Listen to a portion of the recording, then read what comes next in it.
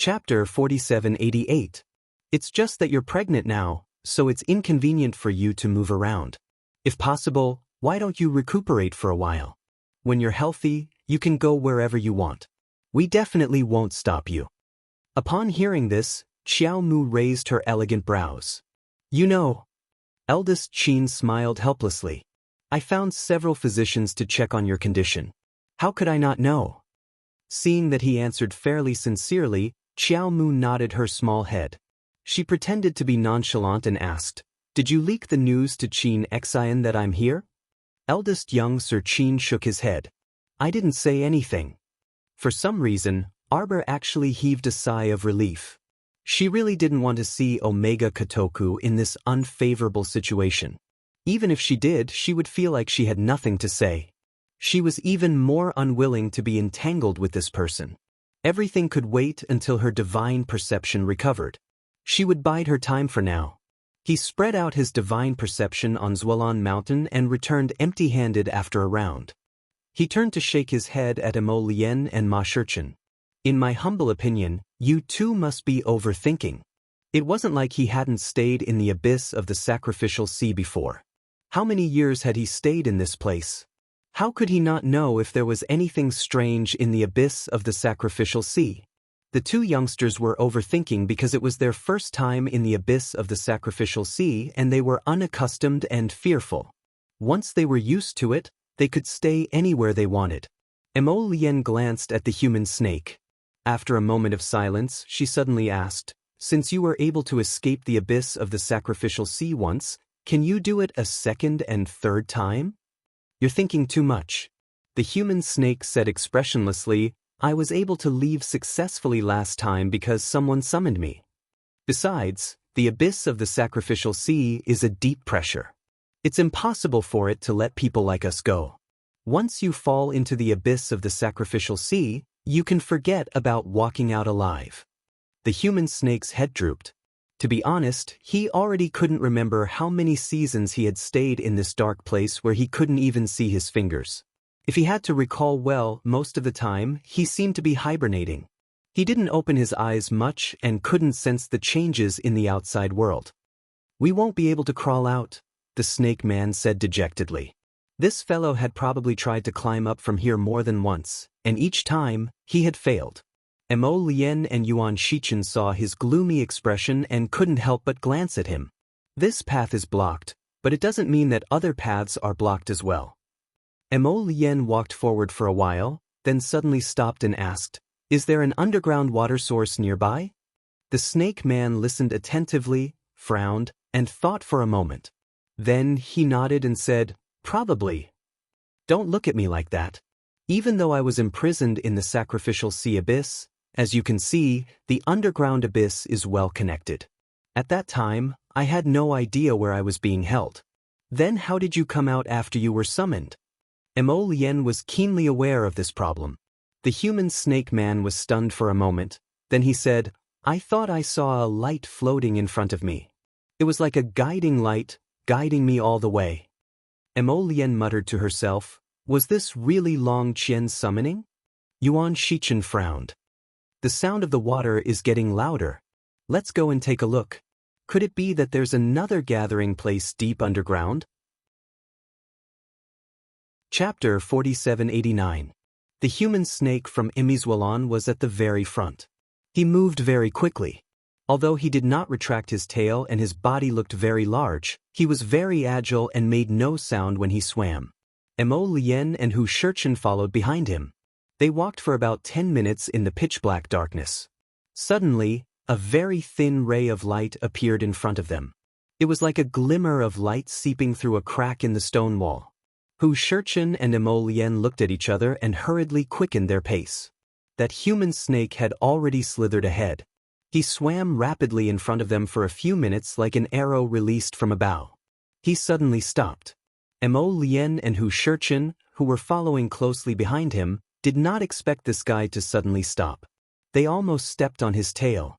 Hu Shurchen slapped him in annoyance and growled in a low voice, What are you doing? The human snake hurriedly waved at them. Come here quickly. For some reason, Hu Shurchen felt that this stinky snake was a little funny. When this stinky snake went berserk, his combat strength was amazing. Who would have thought that after he returned to normal, he would be so stupid? The contrast between before and after was so great that Hu Shurchen sometimes could not react. The two of them followed and floated behind the human snake to stand still.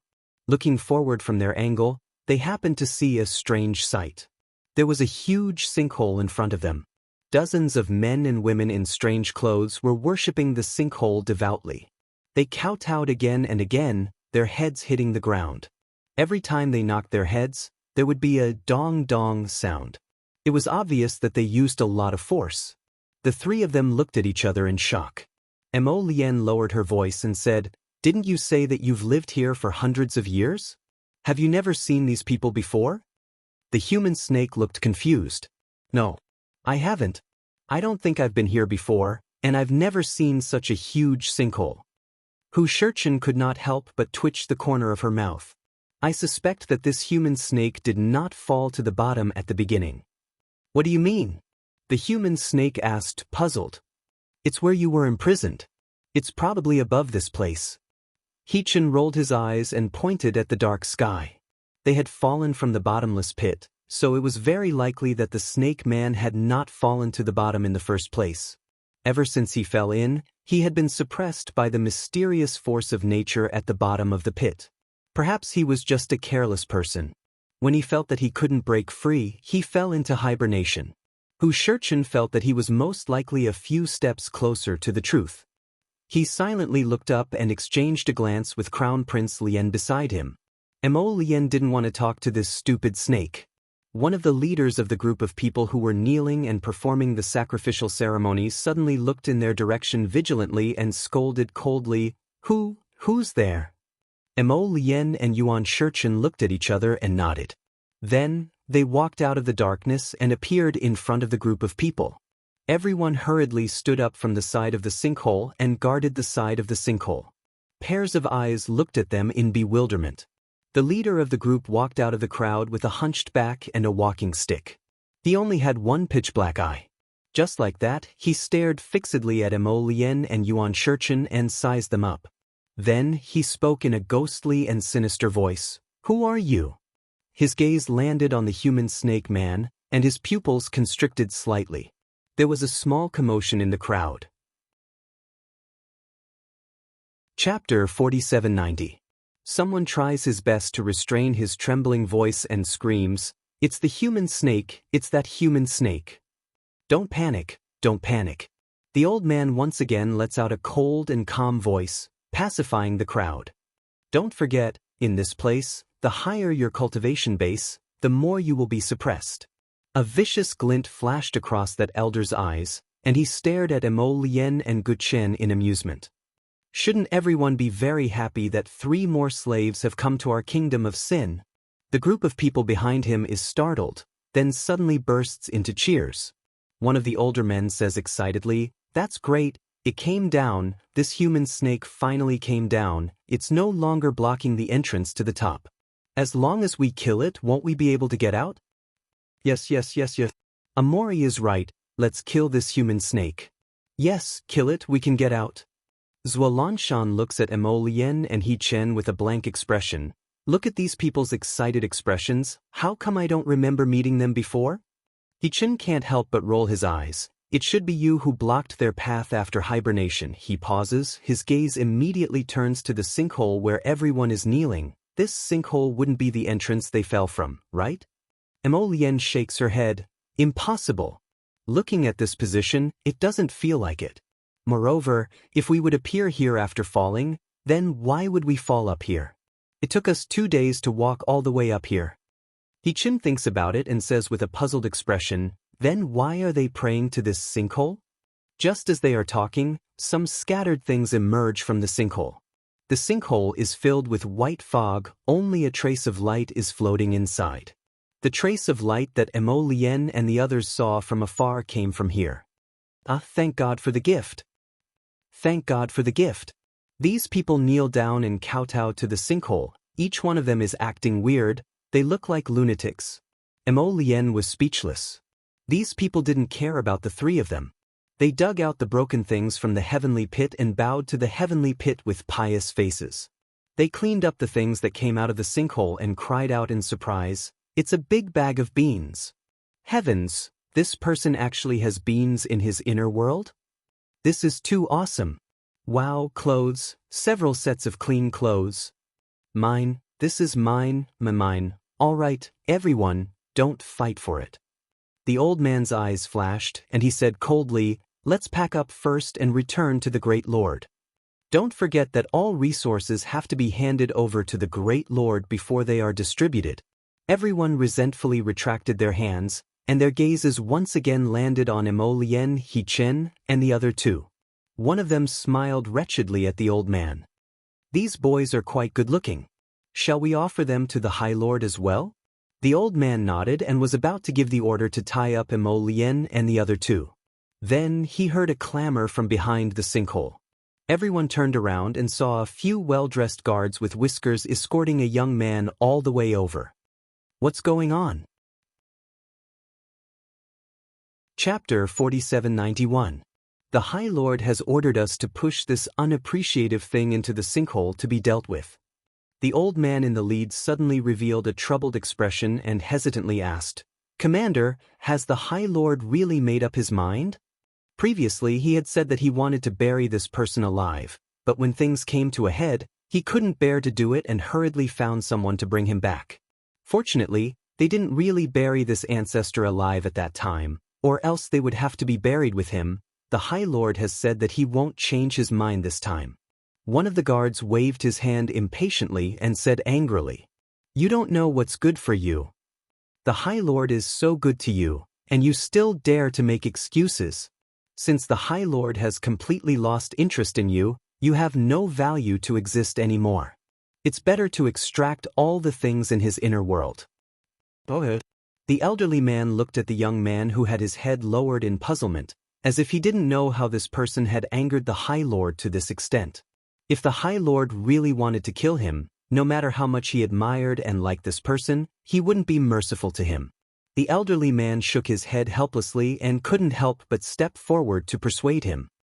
"Little brother, you've been in our territory for almost 3 months.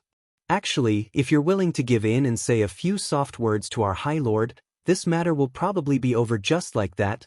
The elderly man suddenly saw the young man raise his head and look in his direction. His gaze was cold and cheerless. "Don't talk nonsense with him, just push him down." The leader of the guards shouted impatiently. The elderly man sighed helplessly and signaled to the surrounding onlookers with his eyes. Immediately, 2 burly men stepped forward, one on the left and one on the right. They grabbed the young man's arms and effortlessly dragged him to the sinkhole. The leader of the guards unconsciously glanced in the direction of Emolien and the others. His eyes lit up and instantly widened. "Who are they?" Reporting to the commander, the 3 of them are newcomers. "Ah, the human snake in front is the one who has been blocking our exit and not letting us out. So it's him." The commander glanced at the snake man with joy. "So, the exit passage is now open?" The old man hurriedly nodded. "Indeed. That's great." The guard leader nodded and smiled at the old man. "Old Zhang, you did well this time." The 2 new men were even more handsome than the young man who was about to be thrown into the sinkhole. "I'm sure the Great Lord will like it even more." After sending away a troublesome manservant and recruiting 2 more, the great feudal lord would definitely reward him handsomely if this matter was settled. On the other side, the young man was about to be pushed into the sinkhole. In the blink of an eye, Emolien took out a handful of shooting star powder and threw it towards the crowd. The meteors scattered, and countless sparks ignited the corners of everyone's clothes. Everyone screamed and hastily patted away the sparks on their bodies. The elderly man looked up and saw that the snake man and the 2 beautiful men had all disappeared. Not only that, even the young man who was about to be pushed into the sinkhole was nowhere to be seen. "Hurry up and look for him." The elderly man's cold voice sounded again. In any case, they couldn't run out of the range of this underground passage. It was impossible for them to escape from here with their strength. Chapter 4792. Emolien threw a shooting star scatter while Hu Shurchen went to grab the young man. The four of them quickly ran away, retracing their steps without looking back. Seeing that they did not chase after them, Mo Lien and Hu Shurchen stopped and turned to look at the young man who was panting. He looked young and his cultivation level was not low. Why was he panting after just a few steps? The young man held onto the wall with one hand and shook his head at them. I can't run anymore. Seventh Yen, who had transformed into a small dragon and had been coiling around Mo Lien's wrist, suddenly transformed into a human and jumped in front of the young man. He scolded him coldly, "You're so young, but you're panting so hard after just a few steps. Don't focus too much on improving your cultivation level. While improving, your body's quality has to keep up." The young man looked at Seventh Yen speechlessly and laughed bitterly. This place is oppressed by the laws of nature. The higher one's cultivation level is, the greater the suppression. He suddenly paused and looked at Mo Lien and Hu Shurchen in confusion. He could feel that these two people's cultivation levels were much higher than his. Why were their movements so agile, as if they were not suppressed? "You're not suppressed?" Hu Shurchen complained bitterly. "It's so uncomfortable. It hurts everywhere. My bones are sore all over. Also, I feel like my body is heavy after just a few steps. I can't move my legs." Mo Lien glanced at him speechlessly, then looked at the young man who was panting. She asked, "You were originally at Mystique Venerable rank, right?" Being able to reach Mystique Venerable rank at such a young age meant that he was quite talented. This young man should be quite famous in the Jianghu. Mo Lien asked tentatively, "What's your name?" "I'm Shenwu. Thank you for saving me just now." "Shenwu? You're from the Shen family manor in Sichuan, right?" "That's right." Chen Wu nodded with a slightly excited expression. "This one is alone and has gone out to gain experience. I encountered a large waterspout in the Sea of Forgetfulness and was swept into the undercurrent at the bottom of the sea. Then, as if falling into a bottomless pit, I fell all the way here." Mo Lien and Yuan Shurchen looked at each other. "You don't know where this is? I hope the two of you will be kind enough to inform us." "This is the River of Forgetfulness's sacrificial sea abyss." Mo Lien looked at him speechlessly. This Shen Wu was really unlucky. He had only come out to train, but he had actually been swept all the way to the seabed abyss. "Brother Shen, why were they worshipping at the side of the giant sinkhole just now?" At this point, Shen Wu's face turned slightly pale. "I only know that after they push a living person down, there's an extremely powerful nature deprivation force inside that will grind the living person to pieces and clear out all the items in their inner world. No wonder that person shouted, 'A big bag of beans,' in surprise just now.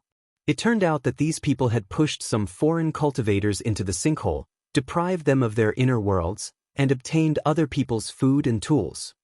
What you mean is, those cultivators who unluckily fell into this place from the Sea of Forgetfulness, the stronger their cultivation. In the end, he was suppressed and weakened instead?" "That's right." Shen Wu nodded and panted as he said, "They call this place the Kingdom of Sin. The natives of this place have taken a group of cultivators with extremely strong cultivation from the outside as slaves." Mo Lien was speechless.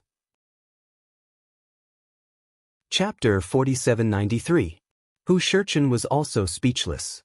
Therefore, they should be thankful that they only felt a heavy pressure on their bodies, but they were not suppressed to the freezing point like the young man in front of them. Shen Wu looked at them suspiciously and thought to himself, "Why are these two sirs acting like nothing happened? Just now, when they saved me and left, their speed was so fast that it didn't seem like they were absolutely suppressed. So, how big of a difference was there between people?" Hu Shurchen looked at the young man expressionlessly and coughed lightly. "Brother Shen, you mean there is a city in the seabed abyss?" Mo Lien's mouth was truly accurate. Everything he said was spot on. There really was a gathering place here. Shen Wu nodded hurriedly. Zualanshan asked in confusion, "How is that possible? I have lived here for at least 200 years. How come I have never known that there is a city in the seabed abyss?" Hu Shurchen interrupted him unhappily. "I said, you hibernated for so long, anything is possible." Zualanshan thought carefully. It was true, he had hibernated for a long time, so long that he could not even remember the length of time. Where did the people in the seabed abyss come from? Zhualanshan's eyes were filled with a strange light. It was as if he thought that he had lived alone in the seabed abyss for hundreds of years and was pitifully poisoned. Actually, there were a lot of neighbors next door, but he did not know anything about them after living here for so long. Those natives, I guess they are the sea people who were exiled here. Some of them have fish tails. I guess they are people of the forgotten river dragon family. Hu Shurchen was surprised. Isn't the sacrificial sea abyss a place to worship the souls in the sea? Mo Lien stood at the side and shook her head, showing a "I knew it" expression. She said indifferently, "It is recorded in the mountain anomaly records.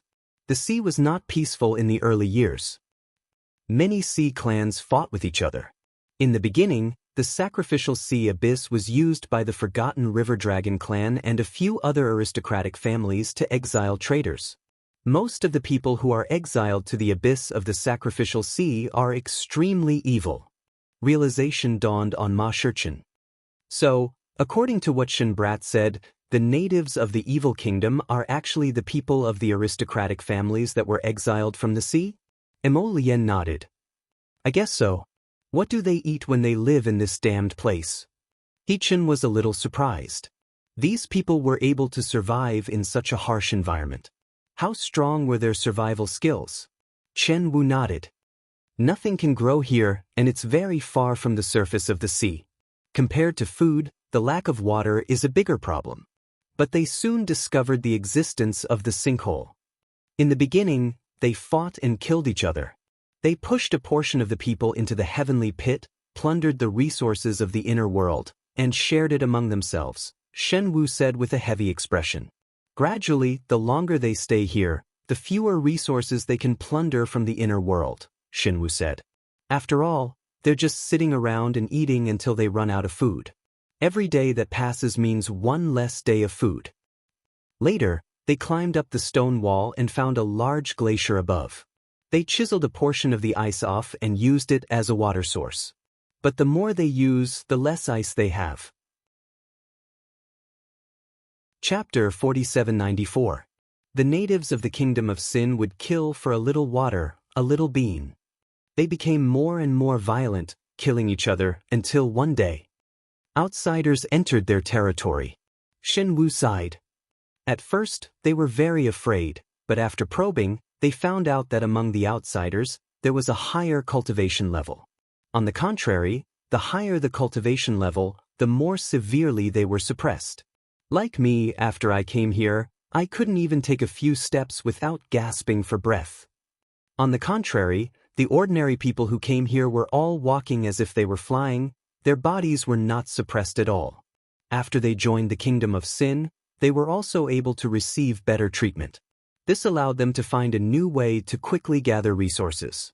They captured these outsiders, those who could be used for hard work, and those who could not be used were thrown into the sinkhole to quickly gather resources. Hechen said curiously, "From what you're saying, what you mean is that the natives of the Kingdom of Sin are not affected by this power of suppression." Shen Wu nodded with certainty. "Today, there are about 50 natives. Most of them are above the deity realm, and are not suppressed at all. They belong to a special group in the Kingdom of Sin."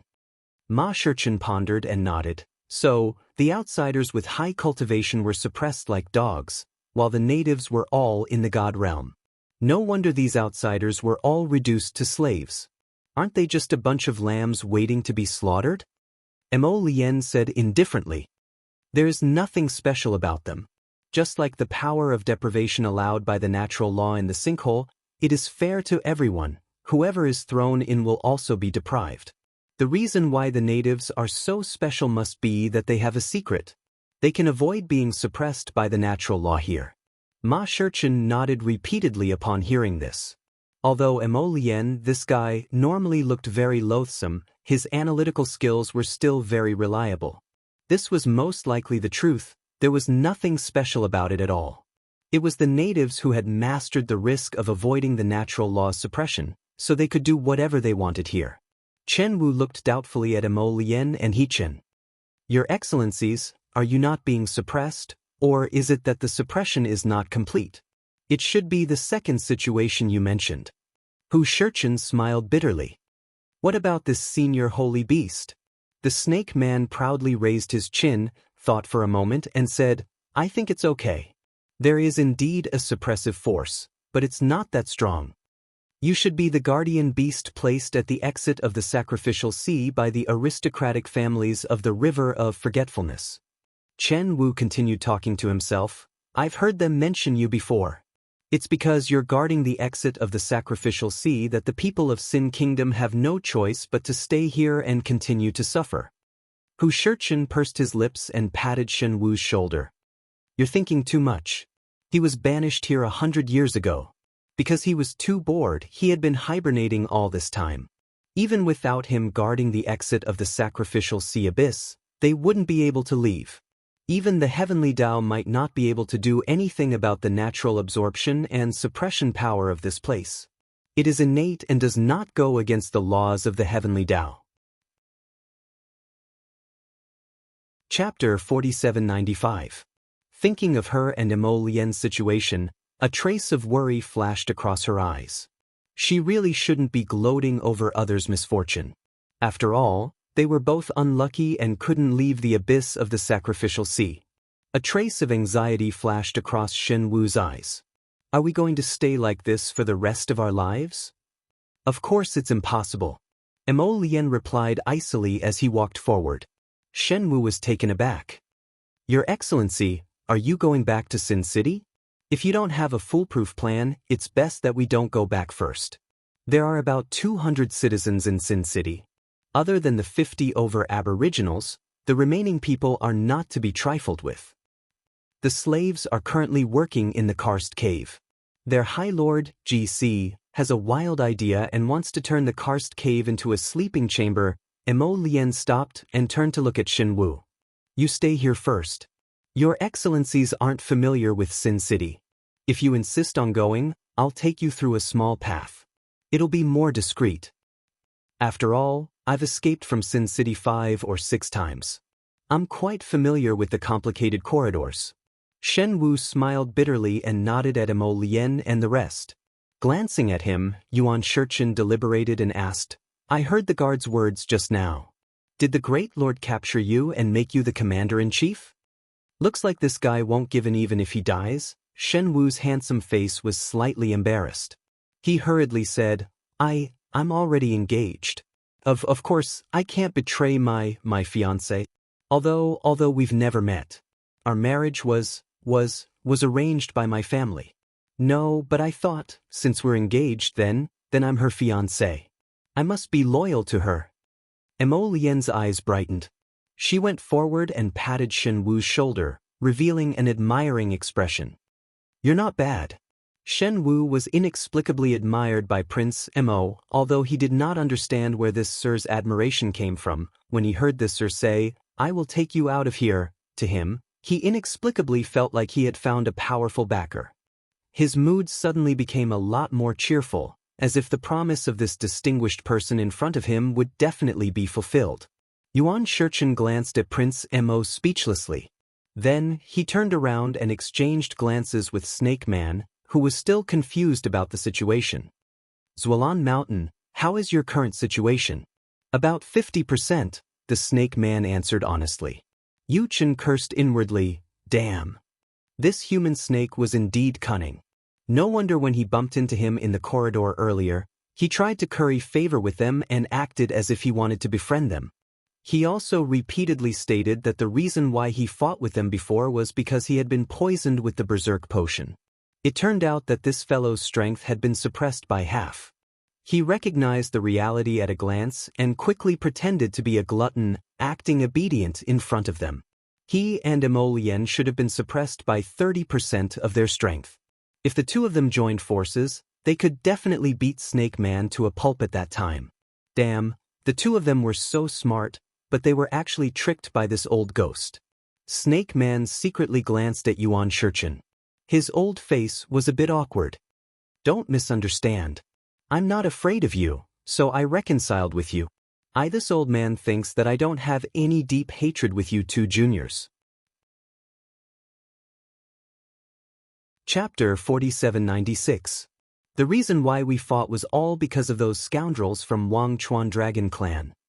We have the same goal now, which is to leave the abyss of the sacrificial sea. So, it's necessary to put aside our prejudices for now, isn't it? Like hell I'll believe you.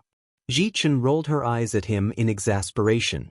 The snake person glanced at Emolian again and studied his expression. He discovered that this young man's expression was apathetic, and when his phoenix eyes swept over him, they were cold and desolate. For some reason, he felt a chill down his spine.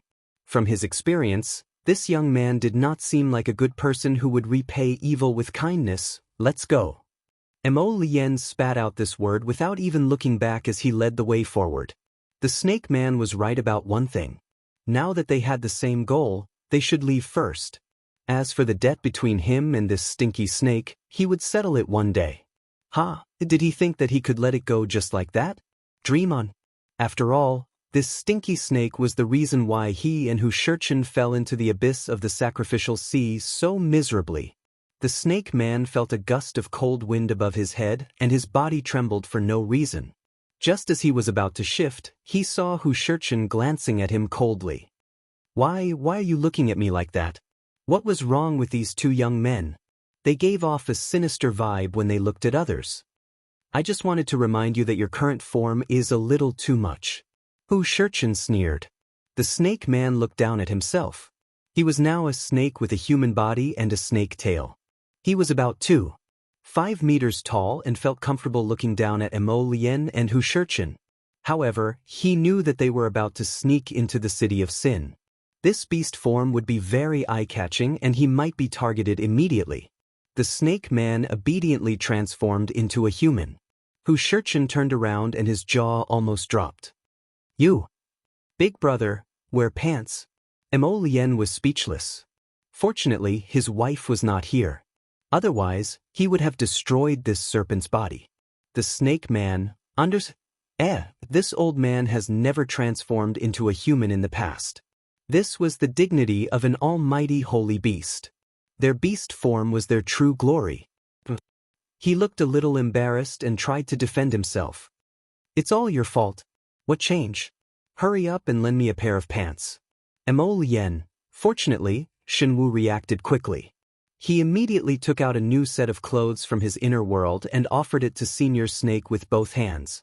The corner of Zhualanshan's mouth twitched imperceptibly. He expressionlessly took the clothes and put them on. He coldly said, "You brat, this old man will remember you." Shenwu was speechless. It was clearly a sentence of gratitude, but why did it sound like revenge when Senior Lanshan said it? With Shenwu leading the way, the four of them quietly took a small path to the back door of Nifa's city. During this period, they did not encounter the old man and his group who had previously worshipped the sinkhole. Wait a moment, Emolian said in a low voice. Then, she took out 4 blue paper charms from her sleeve and distributed them to everyone. Ji Chen's eyes lit up. Snake Man and Shenwu looked at him in confusion. What is this? Hu Shurchen hurriedly opened the paper charms and said in a low voice, "Don't ask so much. Use it. It's good stuff." In just a few seconds, Snake Man and Shenwu saw that Hu Shurchen's appearance had changed drastically. He transformed from a handsome young man into an ordinary young man at the prime of his life. With such an average-looking face, he would definitely not attract anyone's attention in a crowd. Chapter 4797. Is this the legendary transformation talisman? Shenwu held the talisman in his hand excitedly and turned to look at Emolian. Seeing that Emolian had also applied the talisman to herself, Shenwu hurriedly followed suit. In just a moment, the 4 people's appearances had changed drastically. Emolian had turned into an ordinary middle-aged man. Everyone was stunned.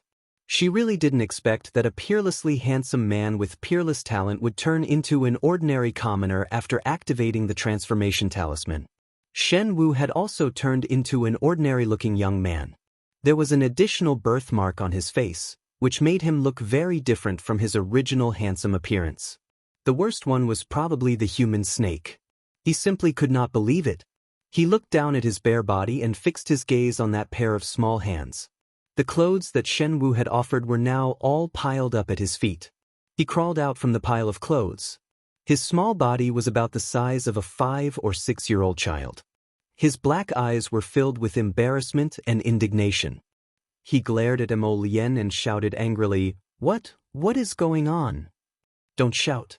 Hu Shurchen hurriedly covered his mouth, a mischievous smile flashing across her eyes. Why do you always like to be naked? Hu Shurchen coughed lightly and rummaged through her inner world. She took out a piece of girl's clothing and threw it to him. Make do with this. Isn't this a girl's clothing? The human snake was even more furious. His shouts were still suppressed by Hu Shurchen's palm. Why are you shouting? Aren't we just making do with it for a while? When we enter the city and see a tailor shop, I'll buy you another one that fits you. Shen Wu, brothers, this is the city of sin, where resources are scarce. There are no tailor shops, jewelry shops and the like, which are available in big cities. Here. The human snake glared at them angrily. I'm not wearing it. Then you can be naked, Mo Lien said expressionlessly. As long as you're not afraid of being ugly, your father is also not afraid of being embarrassed. The human snake? This fellow's little face instantly flushed red. He pointed his little finger at Mo Lien and trembled. This guy actually dared to take advantage of this old man and claim to be his father? Mo Lien was still expressionless. She reached out and lifted the little body of the snake man. In order to prevent others from spying on you, from now on, your identity is my son. They are your uncles. Ma Shurchen held back her laughter and finally swallowed it back into her stomach. The corner of Shen Wu's mouth twitched. Seeing Snake Man's sullen and angry glare, he waved his hand repeatedly. You flatter me, you don't have to call me uncle. Be careful when an outsider comes to investigate. Shichen thought, Shen Wu, this child. He's been corrupted by Prince Mo so quickly. Mo Lien said coldly, get used to your status. Call me father. Chu. Arbor rubbed his little nose and put down the medical book in his hand. He subconsciously stroked his little belly and muttered to himself, if Jojo's Lotus knew that he was going to be a father, I wonder how happy he would be. A few poison-tailed butterflies fluttered in through the window and landed in the palm of her hand. Still can't find it? Arbor sighed and raised a hand to stroke the butterfly's wings. But it was true. This place was vast and boundless. It was indeed very difficult for these poison-tailed butterflies that she kept in the storage talisman to find little Taisui. It was her fault for not being able to open the star domain. If she had more poison-tailed butterflies, she could track little Taisui in all directions. Chapter 4798. That day, after she and the little Taisui were blasted away by the sea's explosion, she was picked up by eldest Qin, but the little Taisui was nowhere to be found. Although she didn't say anything, she secretly released the poison-tailed butterflies to search for it. Some things didn't need to be done by others, especially those from the Qin estate. Arbor didn't want to owe any of them a favor. Xiaomu sighed. Although she was anxious, there was nothing she could do for the time being. Her divine sense wasn't stable, so she couldn't open her star domain. Even if she was anxious, she couldn't rush it. Hopefully, the soul-calming pill she took every day could help her recover as soon as possible. Laughter came from outside the door. Arbor was so noisy that she could only put down the medical book in her hand and put it away in her storage talisman. Who's making so much noise over there? A maidservant immediately walked over and bowed respectfully. Today's weather is good. Miss, do you want to take a walk on the deck? Miss Yang, Sister Ping, and the others are fishing on the deck. Arbor expressionlessly said, oh. As soon as she heard that moron Yang Fengyan was making a fuss on the deck with a few other women, she didn't want to go anywhere. She just wanted to lie down in the cabin for a while. However, Yang Fengyan and the other women were too noisy. It was impossible for her to fall asleep. After lying on the bed for a while, Arbor was about to fall asleep in a daze when she heard a light knock on the door. The maidservant went to open the door and cautiously said, Miss is asleep. The one who came to knock was an old mama. Hearing this, she was startled. It's almost evening. Miss hasn't woken up from her afternoon nap? What's the matter? Arbor's cold voice sounded. It was like jade beads rolling into a jade plate. The crisp tinkling sound made people's hearts tremble. The mama didn't dare to be impudent. She hurriedly said, "Miss Biao and Miss Ping invite you to the deck to get some fresh air." Arbor couldn't help but sneer in her heart. They're here to cause trouble again. It seems they really want to die. Lord Jojo had never been someone who was afraid of trouble. Just like the divine flower of the snow domain, if someone came to provoke her again and again, then don't blame her for directly crushing them to death. After washing up, a certain person chose a bright red battle suit and went out valiantly. He had made a lot of unique battle suits a while ago. The skirt was embroidered with black lotus flowers, and there were 2 small golden beads on the sleeves. The little stoic expressionlessly walked to the deck. A woman with a voluptuous figure walked up to her and gave her a hypocritical smile. She called out softly, "Crown Princess, you're finally willing to come out for a walk." Arbor gave her a significant look. The woman felt as if she was being stared at by something, and all the hair on her body stood on end. Why did it feel so strange? He felt that the Crown Princess at this moment was inexplicably very dangerous.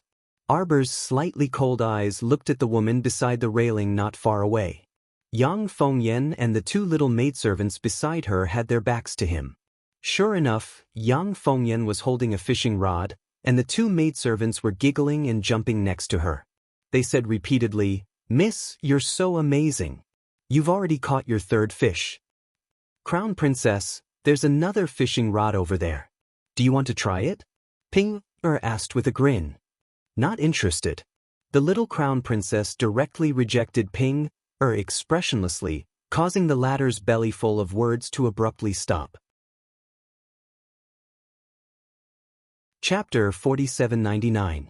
This feeling was truly terrible. It was as if a fist landed on a ball of cotton. She couldn't find a place to exert force even if she wanted to. The little Crown Princess's lukewarm attitude made Miss Ping feel awkward, and she inexplicably found it difficult to continue the conversation. If Miss Ping interacted with the little stoic for a long time, she would certainly understand that this was the little Crown Princess's unique ability to kill conversations. The woman chuckled awkwardly and then said, "Then Crown Princess, just sit here for a while and enjoy the sea breeze. You can't stay cooped up in the room all the time. It's easy to get sick from boredom. Your whole family is sick." Arbor couldn't be bothered to pay attention to this chattering woman. With a glance, he sat down at the table with tea and snacks on the side of the deck. Ping walked up with a smile and sat down next to the little Crown Princess. Just as she was about to speak, she suddenly heard the little stoic ask coldly, "Who are you?" Everyone, the little Crown Princess was seriously too much. She had already stayed on this ship for several days, but she actually didn't even recognize Miss Ping, who was by the eldest young sir's side. Ping-er's expression also completely froze because of the Crown Princess's words. She finally found her voice after searching for a while. Miss Ping-er smiled even more awkwardly and said, "Crown Princess, you're a noble person with a forgetful memory. We've even met a few times in the Guqing Gardens when we were on Sikong Planet." The young Crown Prince Consort looked her up and down. "Is that so?"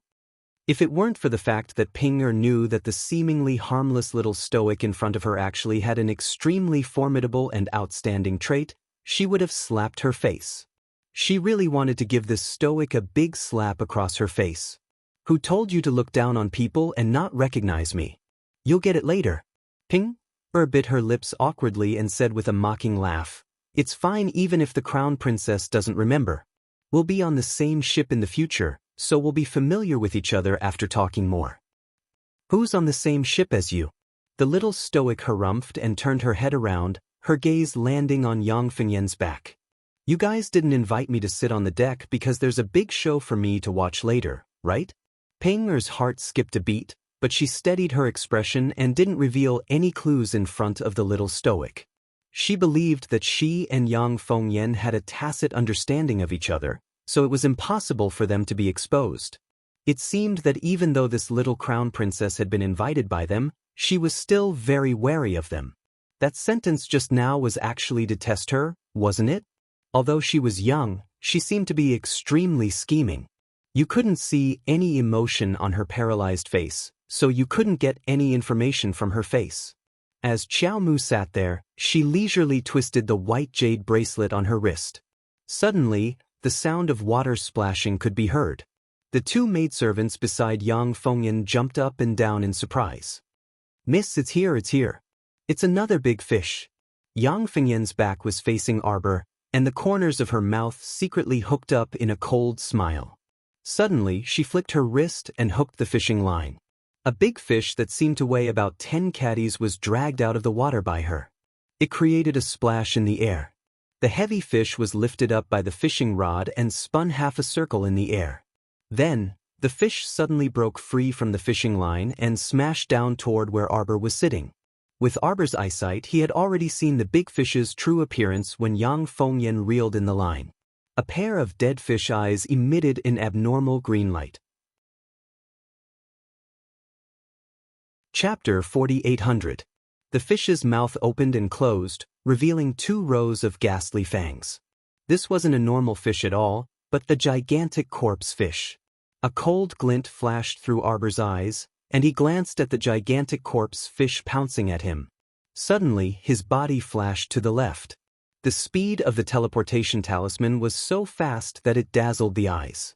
Miss Ping, simply didn't see clearly how the young crown princess moved. When she turned her head back, the crown princess was already standing at the cabin door. At the same time, that gigantic corpse fish landed next to her feet with a plop, opening its mouth to reveal 2 rows of saw-like fangs. Crunch! The big corpse fish bit the leg of the stool and immediately bit it into 2. Miss Ping jumped in fright and hastily retreated with small, quick steps. Her charming face instantly turned ghastly pale, and she let out a cry of alarm.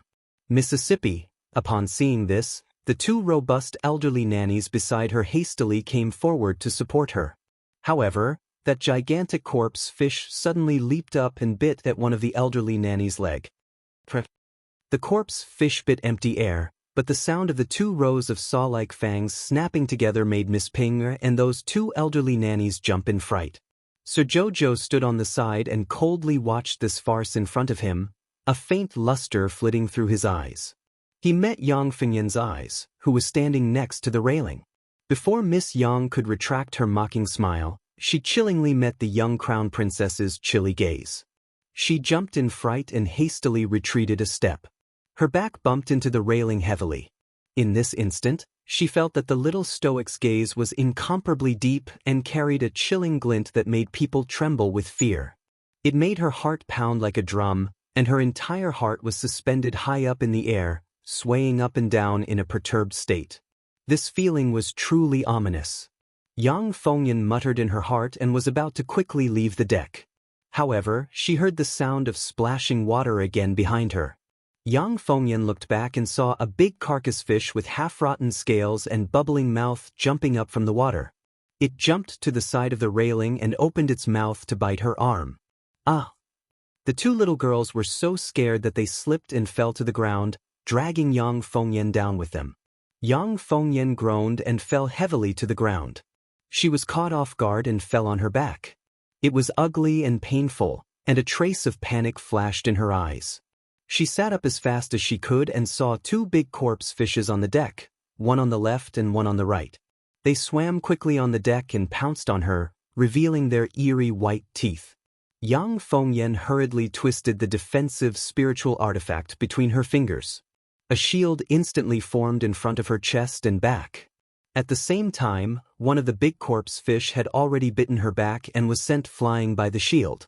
Yang Fengyan was scared witless, and her entire face was ghastly pale. She scrambled and crawled towards Miss Ping and the others. Ping was also almost scared silly.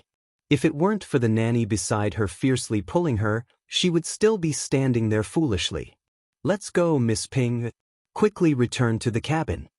Seeing that there were no less than 7 to 8 big corpse fishes that were over 1 meter long jumping up one after another, the old nanny knew that the situation had changed and was somewhat out of control. She hastily protected Miss Ping and ran towards the cabin first.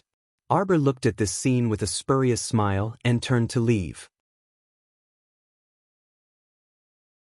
Chapter 4801. She then heard Yang Fengyan shout in exasperation behind her, "Stop right there! Is this your doing? Your methods are truly ruthless. Everything was fine before you came to the deck, but now, so many corpse fish suddenly jumped up." But the two maidservants only knew some flowery martial arts, so they were already panicking when they saw a dozen large corpse fish jump up at once. Seeing that Miss Yang was still in the mood to leisurely bickering with the young crown princess, they hastily pulled her and shouted, "Miss, let's hide in the cabin first." It was better to let the fifth young master send people to clean up these corpse fish on the deck. Arbor originally didn't want to pay attention to her, but when he heard her chatter incessantly, he turned around and glanced at her. Soon after, he revealed a sly sneer at her. Better not smile, Yang Fengyan thought. This smile was like using a knife to cut open a hole at the corner of her mouth, so icy that it was a bit frightening. Compared to when she wore a stoic face, it was even more frightening and frightening. "You will die." The little stoic's chilly voice drilled into her ears. Yang Fengyan's heart felt like it had been stung by something, and she couldn't restrain her terror and started trembling. The dozen large corpse fish slid and leaped up, abruptly jumping forward. With a crunch, they bit down on a young maidservant's calf, causing her to immediately fall to the ground in pain and roll around. Yang Fengyan was so frightened that her face was drained of color, and she retreated backwards repeatedly. She shook off the other young maidservant's hand and directly threw her into the school of corpse fish before fleeing backwards. That maidservant had an incredulous expression on her face, probably not expecting that she would be abandoned by her master so easily. She felt pain in her ankle, and she looked down in horror with widened eyes. She saw 2 to 3 large corpse fish biting the back of her foot, unwilling to let go no matter what. The 2 maidservants were rolling around on the deck. One of them hugged a large corpse fish that had pounced on her chest and tightly hugged the fish's head with a terrified expression. However, the big fish was unusually slippery, and it nimbly broke free from her hands and bit her face, causing her to scream in pain. Yang Fengyan was so frightened by the scream that her chest was pounding. She ran to Pinger and the others in a panic, pulling her and shouting, let's go quickly." At this time, Pinger also did not want to stay on the deck any longer. Being pulled by Yang Fengyan, the two of them were so scared that their faces turned pale. It was as if they were stepping on a pile of cotton. Their legs were soft and their bodies were weak from fear. They stumbled left and right and crawled towards the cabin. Arbor's voice came from behind them. "Why are you running so fast?" As if possessed, Yang Fengyan glanced behind her and saw the little stoic standing eerily by the door. Her fingers suddenly twitched. A black light suddenly flashed in front of her eyes. When she opened her eyes again, she saw a fat corpse fish smashing towards her face. "Ah!" Pinger hastily broke free from Yang Fengyan's hand and flung her away before falling backwards in a panic. The fat corpse fish abruptly leaped in front of Yang Fengyan, but Yang Fengyan stretched out both hands and firmly pressed down on the slippery fish body. It was too close. Yang Fengyan only saw black water gurgling out of the fish's mouth and dripping down. The dead fish's mouth opened and closed with a smacking sound, and the 2 rows of jagged fangs in its mouth made clanging sounds like steel thorns. Yang Fengyan was so scared that her face turned pale, and she opened her mouth to scream, "Ah!" Chapter 4802. That big, fat corpse fish faced her face just like that. The dead fish's mouth opened and closed in front of her, snapping and biting the air, scaring Yang Fengyan into letting out a series of shrieks. However, just as she let out that high-pitched shriek, her expression abruptly changed. A small corpse fish the size of a thumb suddenly darted out of the corpse fish's mouth and flew to her lips with a whoosh, biting her. What would it feel like to have lips with a small, sticky corpse fish? Yang Fengyan's mind instantly went blank, and even her breathing abruptly stopped. In this instant, the colorful world in her eyes completely lost its original color. It was as if the thing in front of her was only a black and white skeleton. Everything in the world lost its original color. The little stoic that appeared in her line of sight was leaning against the cabin door and staring at her with a cold and desolate gaze, as if she was looking at a corpse. She was that corpse. At this time, the little stoic's words seemed to jump out of her mind. You will die. Yang Fengyan's pupils abruptly contracted, and she desperately grabbed that small corpse fish and fiercely flung it in Arbor's direction. However, before it could even approach her, that corpse fish was struck by a thunderfire that darted out from behind Arbor. With a whoosh, the small fish's body instantly disintegrated into pieces. Arbor's gaze chilled, and he involuntarily clenched his fists. He mechanically turned his head, and his small head moved inch by inch until his line of sight finally fell on the railing above the ship. A air transportation spiritual tool was currently docking and descending on the deck. Young Master Omega Kotoku jumped down from the spiritual tool with a cold expression. The thunder fire ignited on his fingertips and slithered across the deck, burning the shoals of corpse fish in his path to ashes. In just a flash, the corpse fish that were originally still alive and kicking on the deck were annihilated by him single-handedly. People continuously jumped down from the air transportation spiritual tool. Fatty Wintermelon, the tall and thin man Fei Zhuang, and the twin brothers Tang Quan and Tang Li.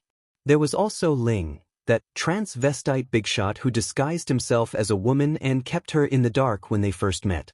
At this moment, he was dressed in white and was dressed like an elegant and charming young master.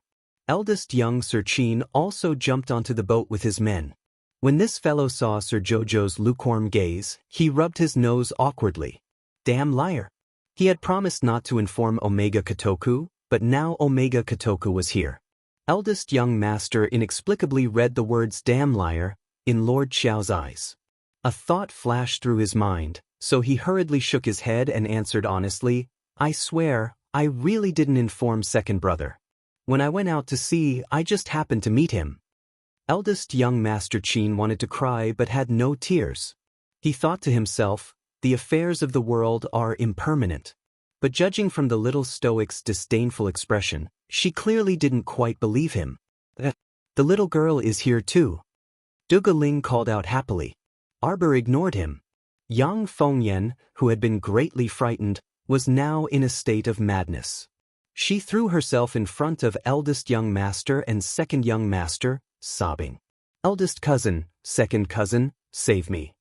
It's her, she's the one who harmed me. She summoned those large corpse fish to bite us. My two maidservants have already been killed by her. Yang Fengyan's pupils contracted repeatedly as she pointed at the two maidservants who were lying on the ground, barely breathing.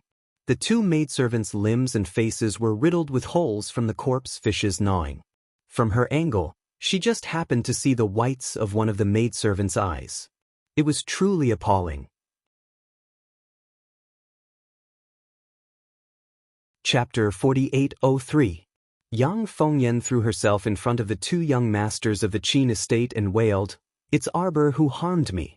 She was the one who attracted all these zombie fish. Kill her. Arbor couldn't be bothered to waste words with Yang Fengyan and directly issued an order. A white light suddenly shot out from his wrist, and the little white snake transformed into a giant snake in the air. It swooped down and whipped at Yang Fengyan's body. Don't whip her, she's about to turn into a zombie. Arbor knitted his brows and hastily reminded, Don't touch her, she stinks too much. The great void serpent's enormous body abruptly froze in midair, and then it whipped its tail at the railing next to it. Half of the railing leaped up and viciously smashed at Yang Fengyan's head. Yang Fengyan immediately shrieked in horror and scrambled to crawl behind eldest young Sir Qin. However, before she could crawl behind eldest young Sir Qin, that half of the railing struck her head. That heavy and ferocious blow immediately smashed her to the ground. She fell forward onto the deck and spat out a mouthful of blood. The great void serpent retracted its enormous body and hissed at her, spitting out a dense black mist from its mouth. Everyone watched as that black mist revolved around Yang Fengyan's body like numerous thin black snakes. Before long, that Yang Fengyan was enveloped by the black power of the netherworld. Eldest young Sir Qin opened his mouth but swallowed back the words he wanted to say. On the other hand, young Sir Omega Kotoku didn't look too shocked. He merely swept an indifferent glance at Yang Fengyan before retracting his gaze. What did she do? He understood this little stoic too well. She wouldn't slaughter people in a rage if they didn't provoke her into a corner. This young Fengyan must have done something that crossed the little stoic's bottom line. She wanted to kill me, Arbor said coldly and left the deck without looking back. There was no need to wait for the result. Yang Fengyan, who was enveloped by the power of the netherworld, was doomed. Who knew what disgusting medicine this Yang Fengyan used to actually gather a shoal of zombie fish over?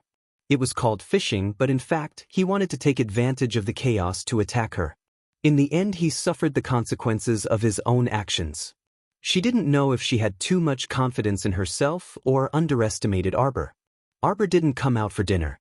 Instead, he casually ate some food in the cabin. When the Omega Kotoku arrived, Arbor couldn't help but frown. Even though this trip had the same goal as them, which was to head to the Pool Lotus sacred territory. But he really didn't want to be on the same side as the Qin Estates people. It looked like she had to think of a way to leave tomorrow. The little stoic reflexively stroked her belly. The dividing line of the venerable peach blossom immortal in the seabed abyss. When Duan-Yu woke up with a start, the sky had already safely darkened. Inside the tent, the storm continued. A cold wind blew in from outside the tent, causing the candles to sway in the wind. "What time is it?" "It's almost midnight, Your Majesty." Shaoxi hurriedly pulled the curtain of the tent closer and quickly walked forward. He reminded her softly, "There's still 2 hours left." However, Duan-Yu didn't feel sleepy at all. He stared at the swaying candlelight with his obsidian peach blossom eyes as he pushed aside the brocade quilt and sat up. He had been feeling a bit vexed these past 2 days. The people he sent to the River of Forgetfulness to scout for information still hadn't returned, and he hadn't received any news until now. Hopefully, he was just overthinking things. "Let's get ready." Duan-Yu pursed his lips and stood up after draping his clothes over himself. His long black hair hung loosely by his waist. Xiao Kezi nodded and lifted the tent curtain. Chapter 4804. A fierce gust of wind blew inside. Duan-Yu's black hair fluttered in the wind, and his pitch-black eyes couldn't help but narrow for a moment. When the 3 armies assembled, it was already brightly lit outside. All the generals had finished their preparations and were waiting for the right time to set off to attack the city. They had been biding their time and sent people to infiltrate Yen City to get in touch with the defending generals.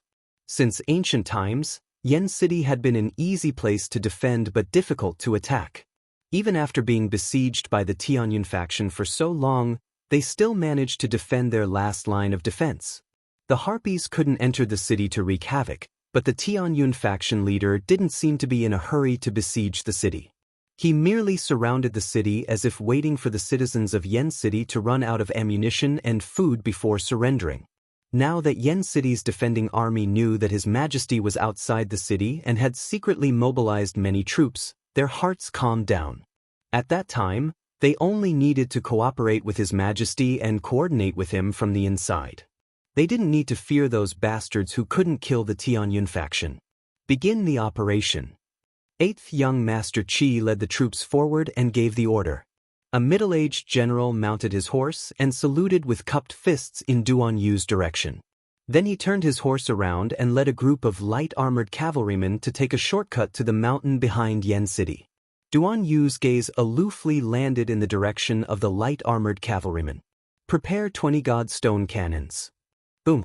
When the Godstone cannons fired at the harpies hovering in the air, most of the harpies were perched outside the city walls, waiting for orders from the higher-ups of the Tianyun faction. As soon as the cannon sounded, the soldiers inside the city walls in heavy armor and helmets popped out and pushed large catapults to bombard the harpies. Coupled with the power of the Godstone cannons, huge rocks fell from the sky and smashed into many harpies, causing them to shriek and fall from the sky. From start to end, the Battle of Yen City only lasted half a night. The defending army in the city was truly infuriated by the Tianyun faction, so when they received news of His Majesty's personal arrival, they were all pumped up and extremely courageous. The cooperation of the two sides forced the Tianyun faction to abandon the city and flee.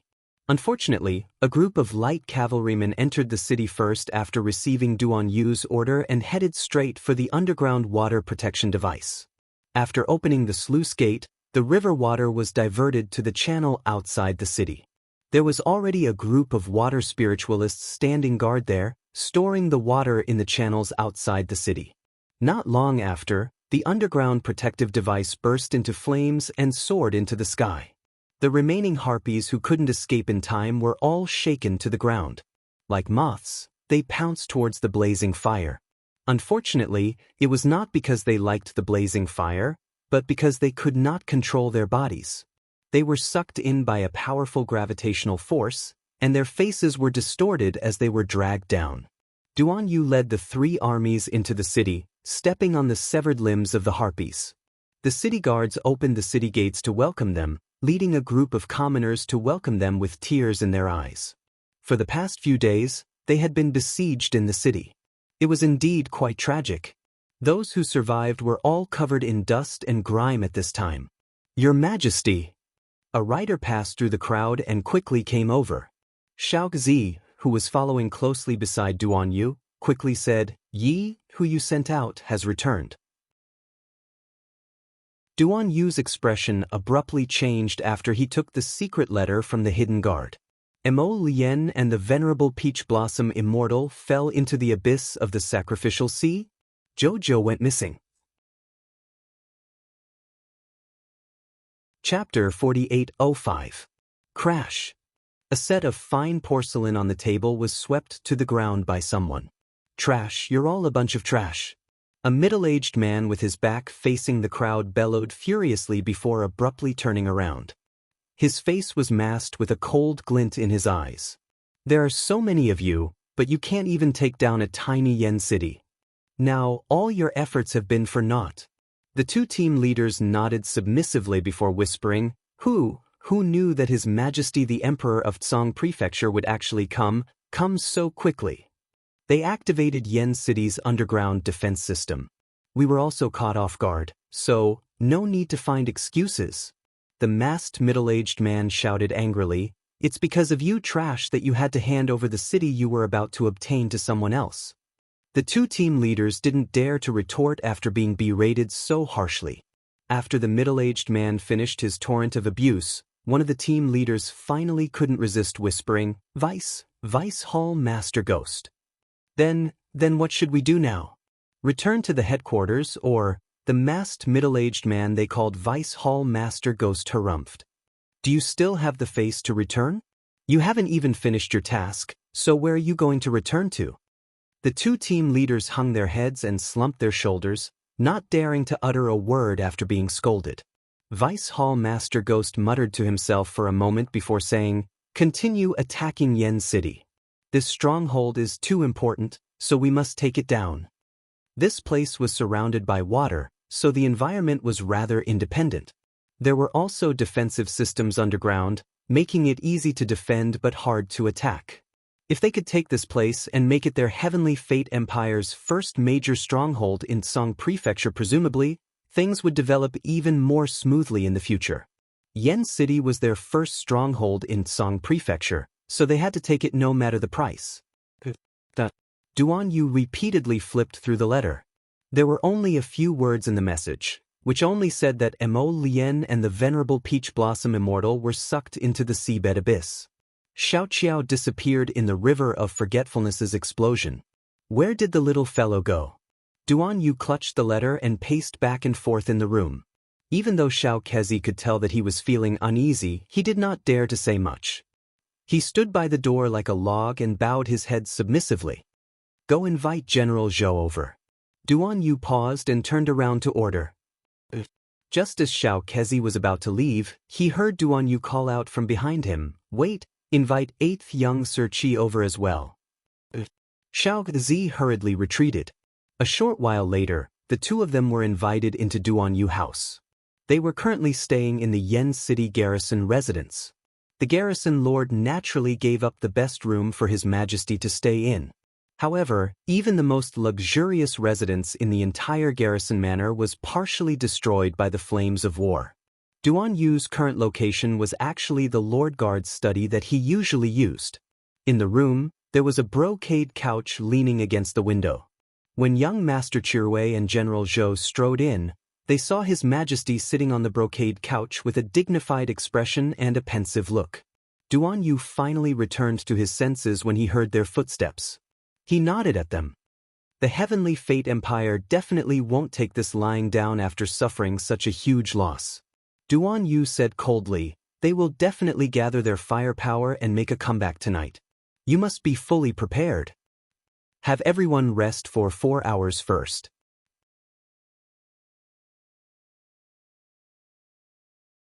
Chapter 4806.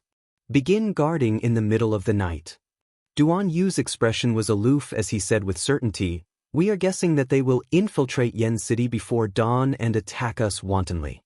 8th young Master Qi's expression turned grave. The city's garrison is fatigued after several days of continuous battles. It's very unsuitable for them to fight again. Duan Yu coldly said, tell them what's at stake. It's their own business whether they want to live or not. We brought less than 5,000 men. If the garrison can't make up for it in time, we will undoubtedly lose tonight's battle. 8th young Master Qi's expression turned even graver when he heard this. Your Majesty means that you are guessing that the people blessed by the heavens will definitely attack Yen City again tonight? But didn't they just lose a battle? Don't they need to rest and reorganize before? 8th young Master Qi paused and met Duan Yu's starry eyes. It suddenly occurred to him that the people blessed by the heavens probably didn't need to rest. Most of them weren't living beings, so why would they need to rest?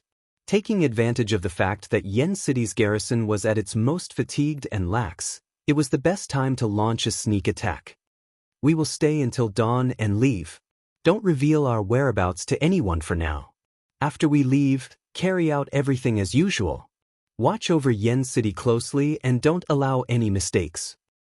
Your Majesty is leaving Yen City? 8th young Master Qi and General Zhou exclaimed at the same time. Xiao Kezi also gaped in shock, his eyes intentionally glancing at the letter in Duan Yu's hand. Duan Yu wasn't here to ask for their opinion, so he merely glanced at them when he heard their exclamations. Remember, under the pressure of his gaze, 8th young Master Qi and General Zhou could only cup their hands in acknowledgement.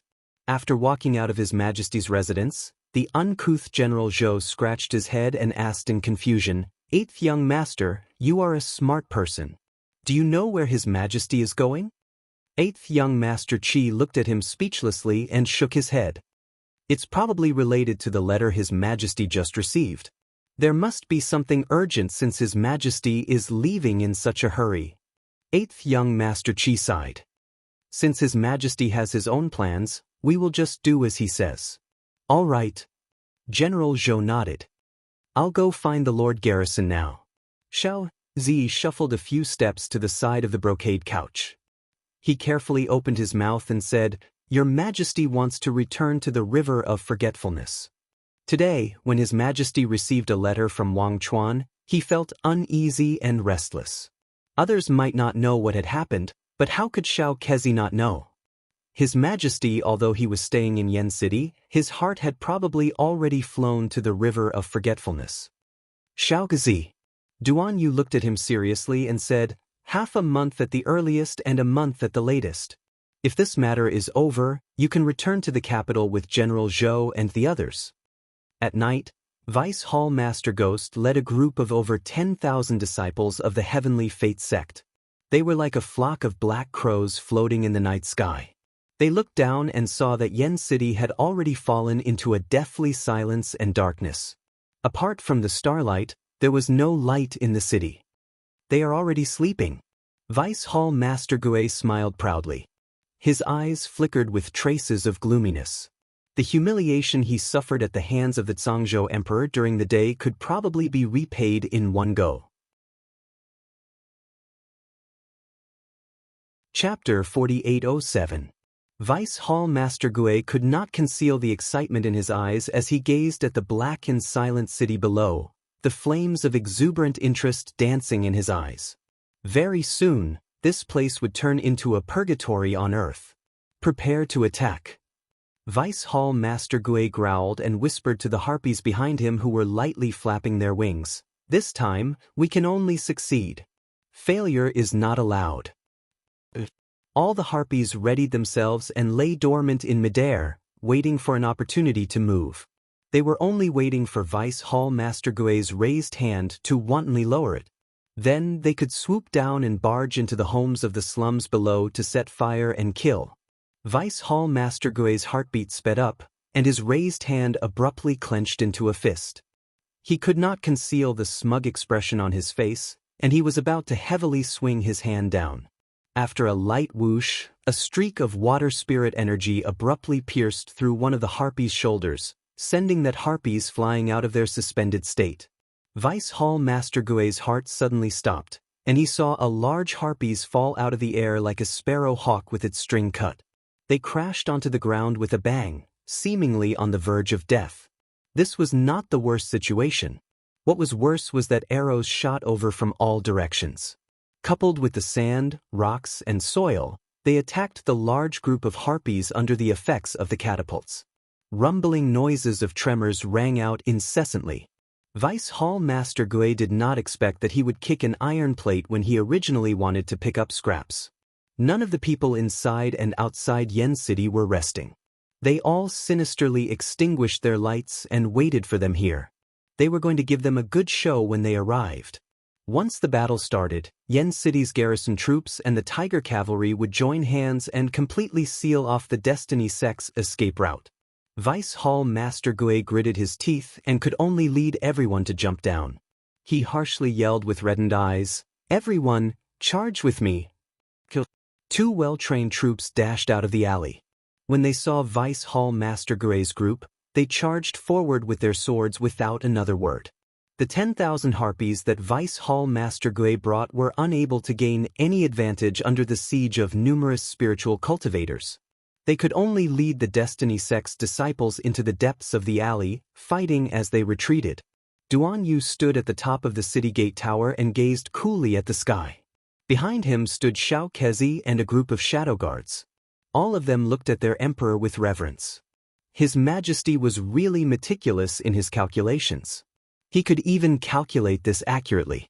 As expected, His Majesty had anticipated the sneak attack of Tian Yun's group. Now that they had made the first move, the disciples of the Heavenly Fortune sect were caught unprepared. Looking at the situation, they didn't even need to wait until dawn to subdue Tian Yun, that dog. Vice Hall Master Gue, Vice Hall Master. One of the Tian Yun group leader hurriedly holds onto Vice Hall Leader Gue's arm and says anxiously, "Let's quickly retreat. If we don't leave now, it will be too late." Behind them were thousands of fire spirit masters. They followed them all the way and burned with all their might. It was as if their spirit energy was free as it flowed out. If one looked carefully, one could see that these 1,000 fire spirit masters were split into 10 small teams and took turns. While the first echelon was tormenting them, the people in the later echelons were either taking medicine, resting, or recovering. Who would be able to withstand their style of fighting? It was simply wretched to the extreme. As Vice Hall Master Gue fought, he suddenly discovered that there were fewer and fewer people around him who could protect him. Chapter 4808. At first, there were more than 200 people fighting with him, but now, there were only 20 or so people circling around him. Not only were many of the harpies exterminated, but more than 90% of the disciples groomed by his organization were dead or injured. Ah! Vice Hall Master Gue's eyes were red as he let out a furious roar. Suddenly, a silvery white flame attacked him. If Vice Hall Master Gue hadn't dodged in time, he would have been burned to ashes. He watched as the small piece of wood that was bound by the flame was slowly being annihilated by that silver flame. For some reason, Vice Hall Master Gue's body inexplicably shuddered, and a sense of impending disaster descended in his heart. He looked up and saw a person standing across from him. He was naturally handsome and elegant. On that heavenly face, a pair of eyes seemed to be painted, revealing a few traces of cold light. Just like that, she silently looked at him. His gaze was too frightening, causing a trace of panic to rise in Vice Hall Master Gue's heart. Naturally, he recognized this man. After that Song Prefecture's emperor rushed to Yen City, the person who turned the tide and reversed the situation was him. If he hadn't hurried over to intervene, Yen City would have been taken down long ago. Despicable little brat. A dark and cold glint flashed through Vice Hall Master Gray's eyes, and his fingers twitched as he stealthily took out a flying spirit dagger from his inner world. Die! This Vice Hall Master harshly shouted and controlled the flying dagger in his hand to swiftly slash at Duan Yu's neck without another word. This time, he had the intention of slicing open Duan Yu's neck and causing him to spurt blood on the spot. Several cold glints flitted through Duan Yu's peach blossom eyes, and he raised his hand to release a silvery white flame that tightly encircled the rapidly thrusting dagger. Vice Hall Master Gui discovered that the flame that Song Prefecture's emperor released was like obedient and mischievous little fish that tightly wound around his dagger, preventing it from advancing even half a step. He had a bad feeling in his heart. He turned around and didn't care about the others, fleeing with a whoosh. His speed was so fast that he had probably exerted all the strength he was born with. Unfortunately, even though he fled quickly, that Song Prefecture's emperor was even faster. In the blink of an eye, Duan Yu expressionlessly blocked his path.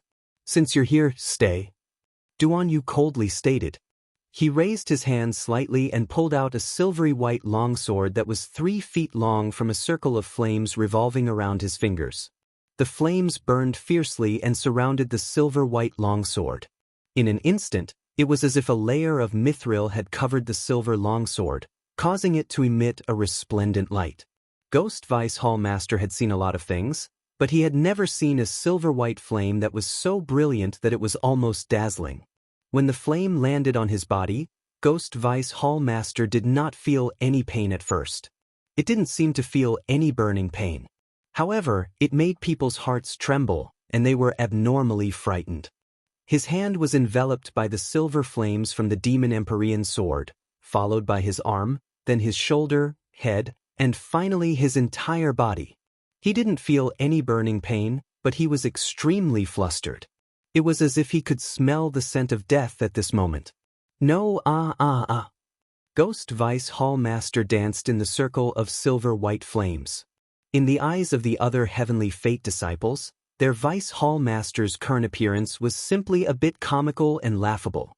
His entire body was encircled by the silver-white flames, and he was hopping and jumping there, howling on the verge of tears. Chapter 4809. Duan Yu coldly observed this Vice Hall Master Ghost from the Providence Empire with a sneer on his lips.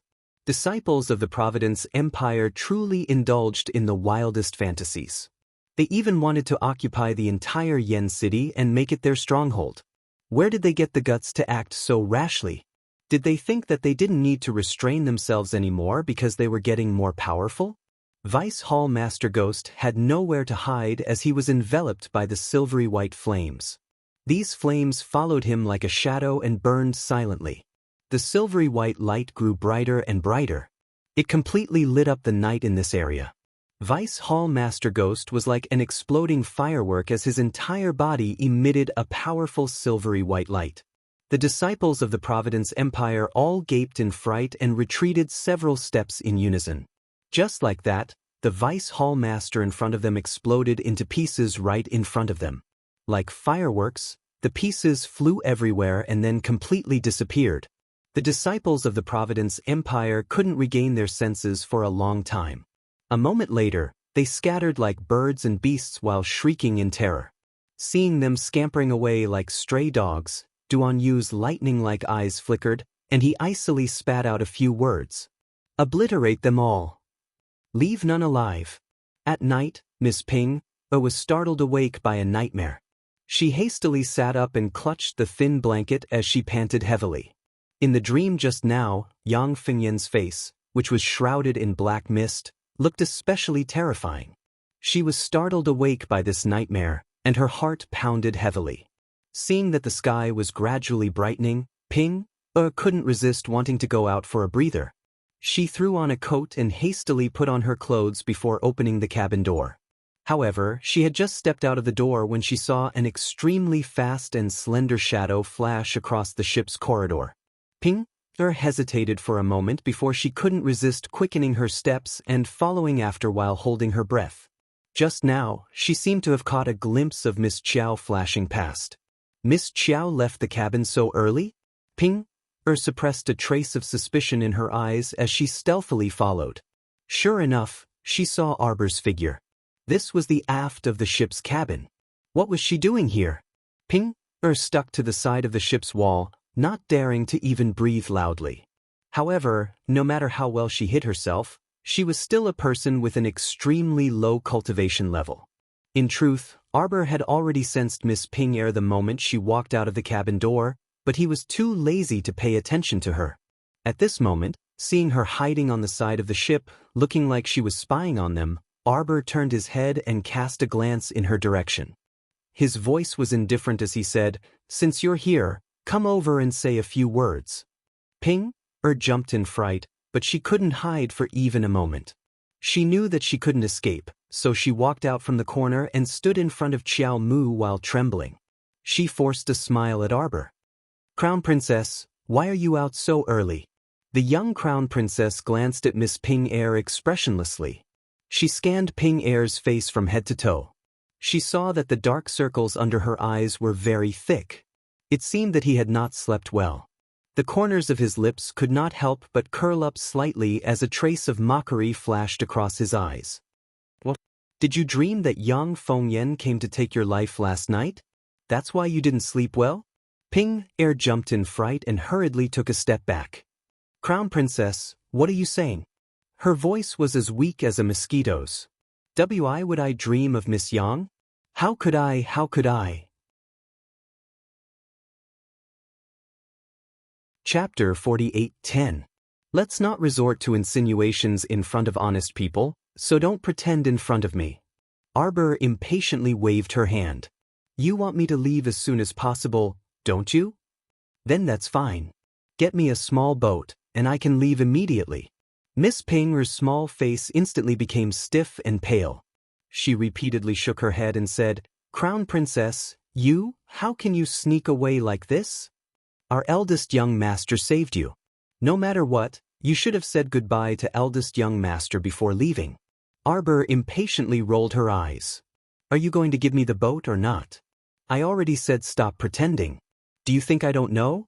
Yang Fengyan's brain, stupid. She's just someone who can be instigated. You were the one who instigated her to make trouble for me before. Yesterday's fishing incident was most likely also instigated by you. You're so kind, using an idiot to amuse me all day. Alright, hurry up and give me the boat. I'll leave immediately." Miss Ping's face was filled with fear and confusion. She vigilantly swept a glance over Arbor and immediately retreated a few steps, putting some distance between them. Seeing this, Arbor slowly approached. Her pitch-black eyes were filled with a trace of mockery. "Don't worry, I won't make trouble for you for now." Arbor coldly swept a glance over her. Miss Ping's lips trembled, but in the end, she was unable to ask the question at the bottom of her heart. Arbor knew what she wanted to ask. She wanted to ask why she still wanted to make an example out of Yang Fengyan even though she already knew that she wasn't the mastermind. Arbor naturally wouldn't tell her that although Yang Fengyan had only been fooled by someone and became this Miss Ping's weapon, but she truly did want to kill her. If she continued to stay, it would be a great disaster. What do you want?" Miss Ping's lips trembled as she asked in a low voice. If the eldest young master knew that she was the mastermind behind the assassination of the young Crown Princess, he definitely wouldn't let her off so easily. Miss Ping felt a trace of eerie coldness from the bottom of her heart, and her body couldn't help but tremble. "I already said I want a boat. Come with me." Ping bit her lip hard and took out a sealing ball from her sleeve. She seemed to have made up her mind to bring the little Crown Princess to the stern of the ship. "Crown Princess Consort, if I give you this boat, will you be able to write off everything that happened before?" Arbor looked at her deeply. Just as he was about to speak, he heard a giggling voice behind them. "How can that be? You want to clear the slate with this broken ship? How can there be such a good thing in the world? This little stoic doesn't look like such a good-natured person." Arbor frowned slightly. Miss Ping, who was standing beside her, couldn't help but tremble when she heard the person's voice. Ping's body swayed, and she almost lost her balance. Arbor turned around to take a look and saw that guy Dugaling walking over with a grin. His peacock green clothes complemented his handsome face, making him look radiant. Arbor couldn't help but want to ridicule this person's taste in clothes. Seeing such a big lump of green running toward her with a grin so early in the morning, it really spoiled her appetite. It was probably because the little girl's complexion looked very unsightly. Dugaling stopped and lowered his head to look at his sleeve. He even sniffed it considerately. There didn't seem to be anything wrong with his body.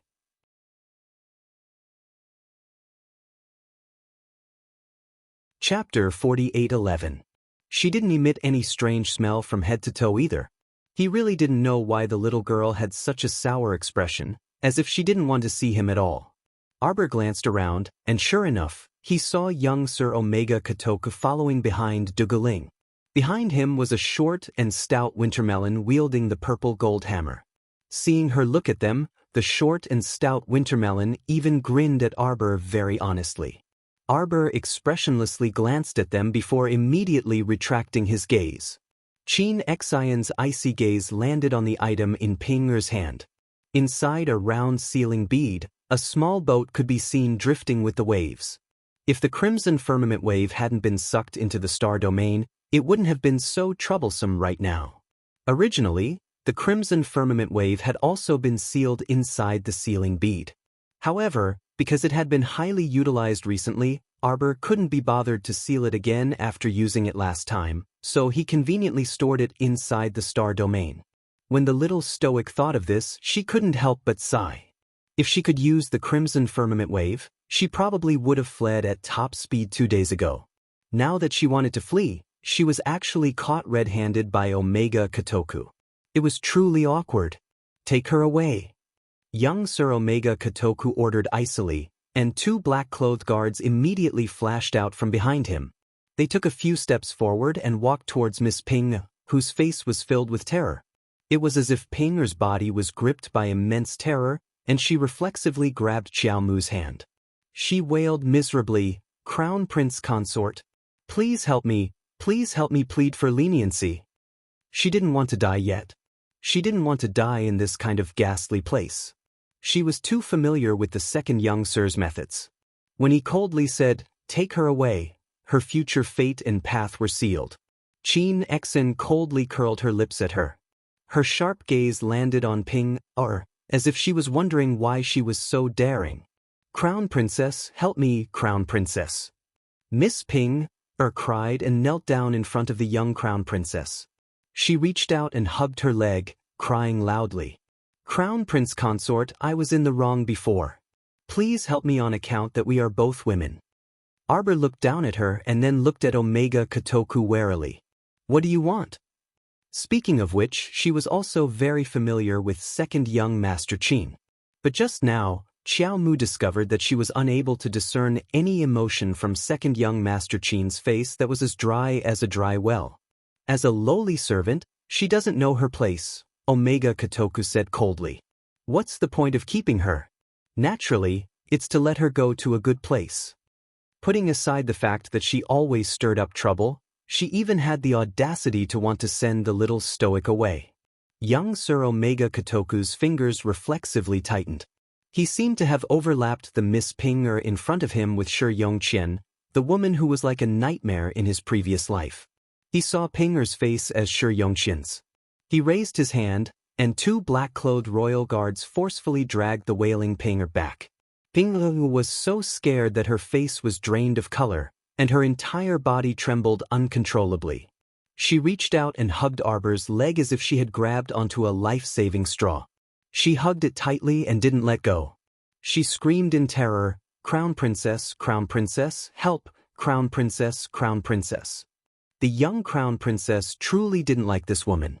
How could she have a good impression of a woman who secretly hid in the dark and caused trouble for her and instigated young Fengyan to find trouble with her?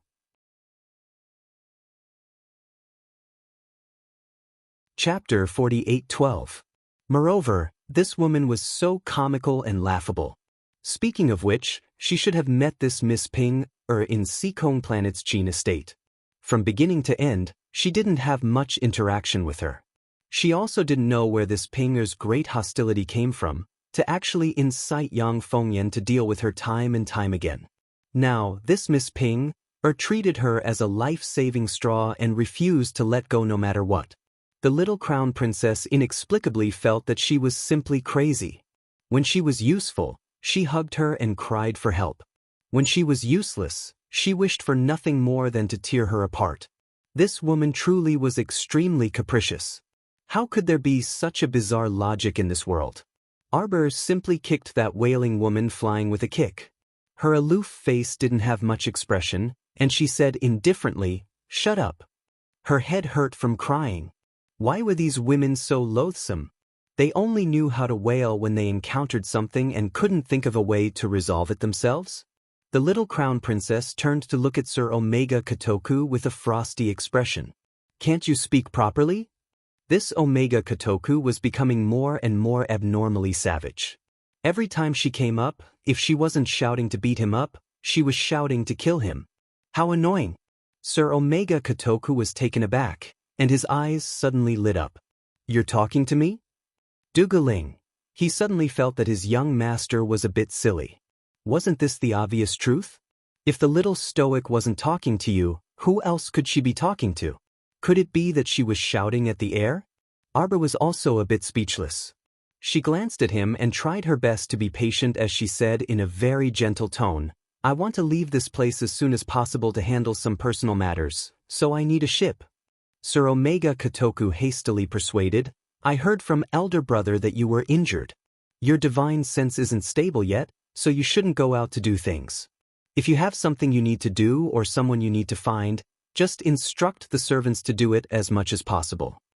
Arbor grumpily glared at him. "I'm going to handle my personal matters. I don't like to rely on others." With a cold expression, she added, "I like to do it myself. It's good to do it personally, it's good to do it personally." Duguling happily ran forward and said with a smile, "How about this, we'll go with you. I heard that you are looking for the missing young miss of the forgotten Chuan Dragon clan? We have more people, so it'll be easier for us to get things done." Arbor looked at him expressionlessly. "I'm not looking for her. I have nothing to do with the Wang Chuan Dragon clan anymore." Whether Long Shangyun lived or died, it no longer mattered the moment the two of them turned around. Having eldest Qin send people out to search for her for so many days, it could be considered her final act of goodwill. Since this was the will of the heavens, there was no need for her to force it. After all, the most important thing for her now was to wait for Jojo's lotus and find the whereabouts of the little Tai Sui. As for the others, Jojo was exhausted. She couldn't care less anymore. Dugaling blinked. "Then do you sell beautifying pills?" "Arbor?" Sir Omega Kotoku, what was going on? Weren't they seriously discussing matters earlier? Why did this Dugaling suddenly bring up the beautifying pill? "Ever since I tried the beautifying pill for 3 days, I've been wanting to buy a permanent one from you." Dugaling's eyes gleamed as he stared at her. "Can I?" The little stoic pursed her lips and glanced at him coolly. "I can, but I'm afraid you won't be able to afford the price." Chapter 48:13. Dugaling's mouth twitched and he hurriedly said, "Didn't we agree on it back then? After 3 days of trial, we'll buy permanent beautifying pills for 2 million per pill." That was the price back then. Arbor coldly glanced at him. "The price has increased now." Dugaling's mouth twitched and he carefully asked, "Xiao Qiao, how much is it now?" 10 million per pill. "Damn, why don't you go rob a bank?" Dugaling was dumbfounded, and he couldn't say anything. Instead, the short wintermelon holding the purple gold hammer couldn't help but shout. Arbor expressionlessly glanced at them. "It's the market price. Now, the entire capital knows that Jojo's beautifying pills are of good quality and quantity. 1 pill is guaranteed for 100 years. So many people are fighting to buy it, and the price has already risen to 8 million. Dugaling, then why do I have to add another 2 million? The little crown princess glanced at him and said impatiently, "I only sell 2 beautifying pills every month. It's up to you whether you want it or not. What's wrong with giving you a back door and adding 2 million as a threshold fee? You're getting a bargain." Dugaling, Yes, yes. This fellow nodded repeatedly, and he hurriedly took out money from his pocket with a grin. I have 20 million here. Give me 2. Arbor's face was expressionless as she reached out to take the spirit coin card that he offered. She nodded, took out a porcelain bottle and tossed it to him. 1 pill can beautify for a long time. Dugu Ling cheerfully nodded. I still have at least 200 years to go. I think I can live for a long time. To prevent you from raising the price 100 years later, he'd better buy 1 more beforehand. Arbor glanced at him and nodded. You're smart. Dugu Ling, so you're really planning to raise the price 100 years later. All right, I've chatted with you guys for too long. Arbor turned around and walked to the deck. Omega Kotoku's figure flashed, and he was already beside her. Your body hasn't recovered yet. Don't mess around. Arbor dodged his hand and glared at him. You're still saying you're not putting me under house arrest? Of course not.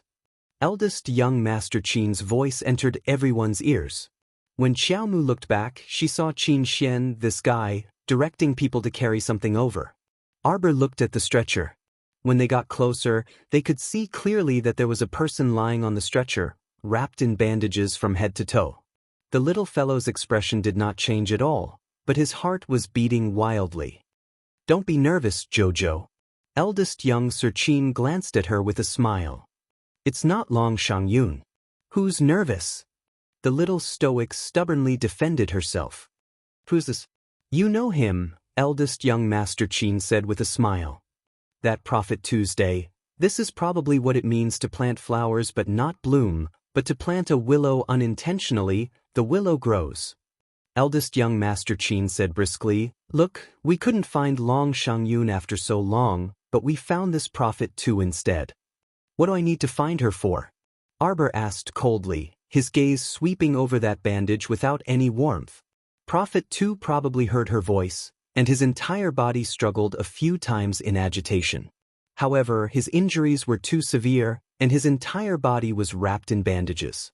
Blood seeped out from between the bandages when he moved slightly. Arbor curled his lips mockingly and sneered, Prophet. Have you ever divined that your future self would become like this?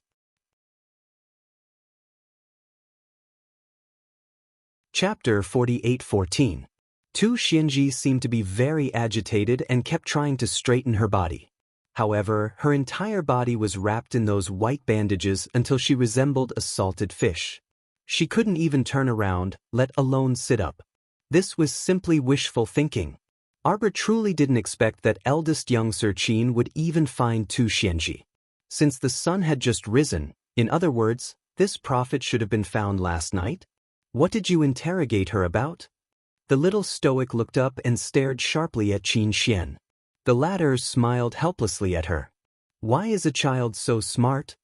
Seeing that she was about to turn hostile, the eldest young Sir hastily said, I didn't interrogate her about anything. I just wanted to know the whereabouts of the 5 keys.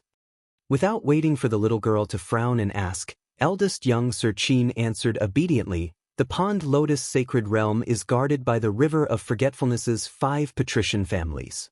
Each patrician family holds a key, and only with these 5 keys can the passage leading to the depths of the Pond Lotus Sacred Realm be opened. Long Huan said before that the Pond Lotus Sacred Realm automatically sealed itself off a year ago. Even if you obtain these so-called keys and open the passage, you won't be able to enter the Pond Lotus Sacred Realm's entrance. Qin Xian shrugged with a smile. Let's try. How will we know if we don't try? A faint glint flickered in the depths of his pitch-black eyes. Arbor stood by the railing at the stern of the ship. Looking from this direction, she only felt that his pitch-black eyes were bottomless. Thump, thump, thump. Tu Xianji agitatedly knocked on the wooden stretcher. Under eldest young Sir Qin's signal with his eyes, 2 servants reached out to help Tu Xianji up from the stretcher. Arbor reluctantly glanced at her and clearly saw her current appearance. Her entire face was buried under the bandages, and she was currently glaring fixedly at her with a pair of cold and venomous eyes. An extremely feeble voice came out of her mouth.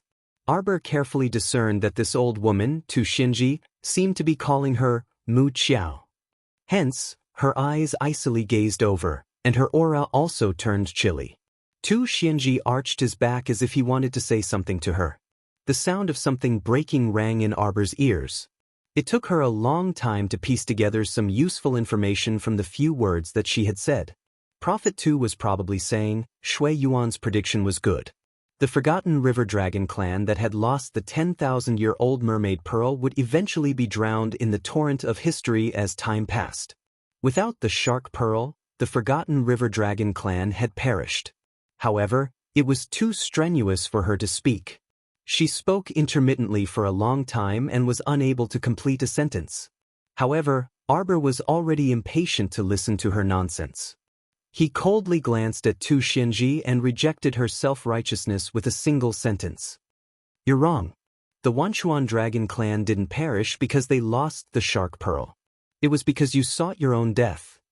She didn't want to waste any more words with this old woman. From the looks of it, although eldest Qin and Omega Kotoka hadn't put her under house arrest, they wouldn't let her leave the ship so easily.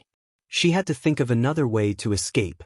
Arbor's eyes darted around before she suddenly turned to Duguling and said, How about we have a competition? Duguling's head instantly shook like a rattledrum. No competition, no competition. You're trying to trick me again. You want me to slap you so that you can seize the opportunity to escape? Arbor harumphed and abruptly turned her head away. She naturally wanted to find a ship to leave so that she could wait for Jojo's lotus at the bottom of the sea. Chapter 48:15. Otherwise, she could just enter the water and leave. With her speed in the water, even if the entire boat sped up, it probably wouldn't be able to keep up with her.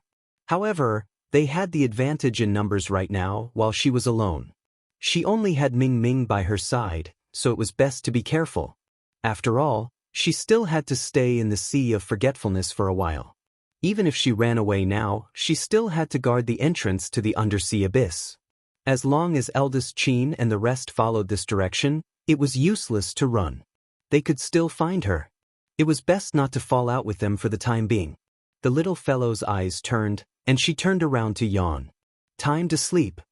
She suddenly stopped in her tracks and looked around in confusion.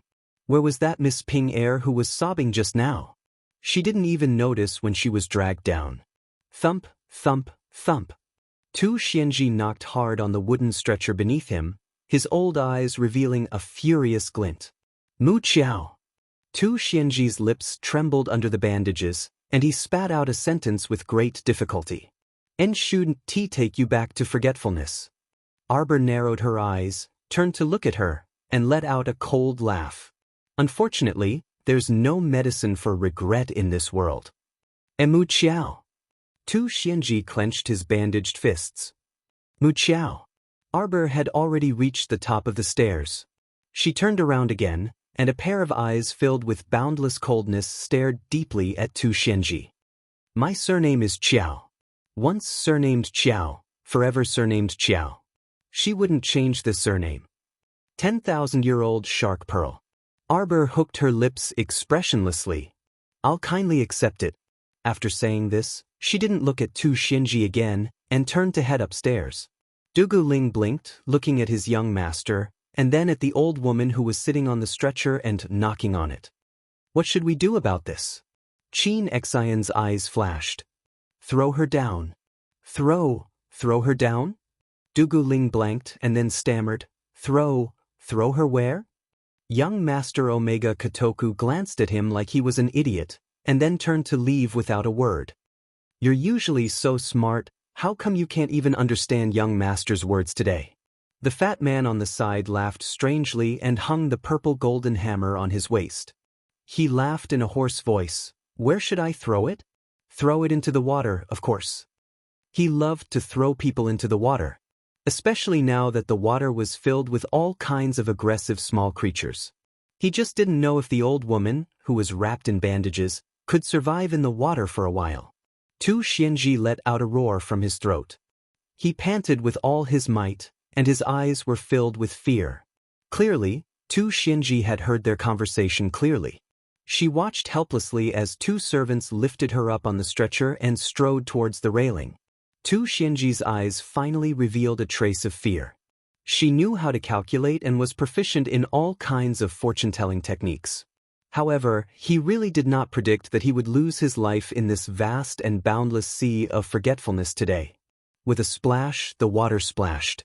Arbor pushed open the window, propped up his chin with one hand, and looked into the distance. On the wide sea, 2 Xianji's bandages were all destroyed as soon as he entered the water. The bandages floated on the surface of the water, unraveling one by one. When the hideous wound under the bandages was exposed, 2 Xianji's heart skipped a beat. She turned around and saw a thumb-long sea snake slithering out and biting her wound.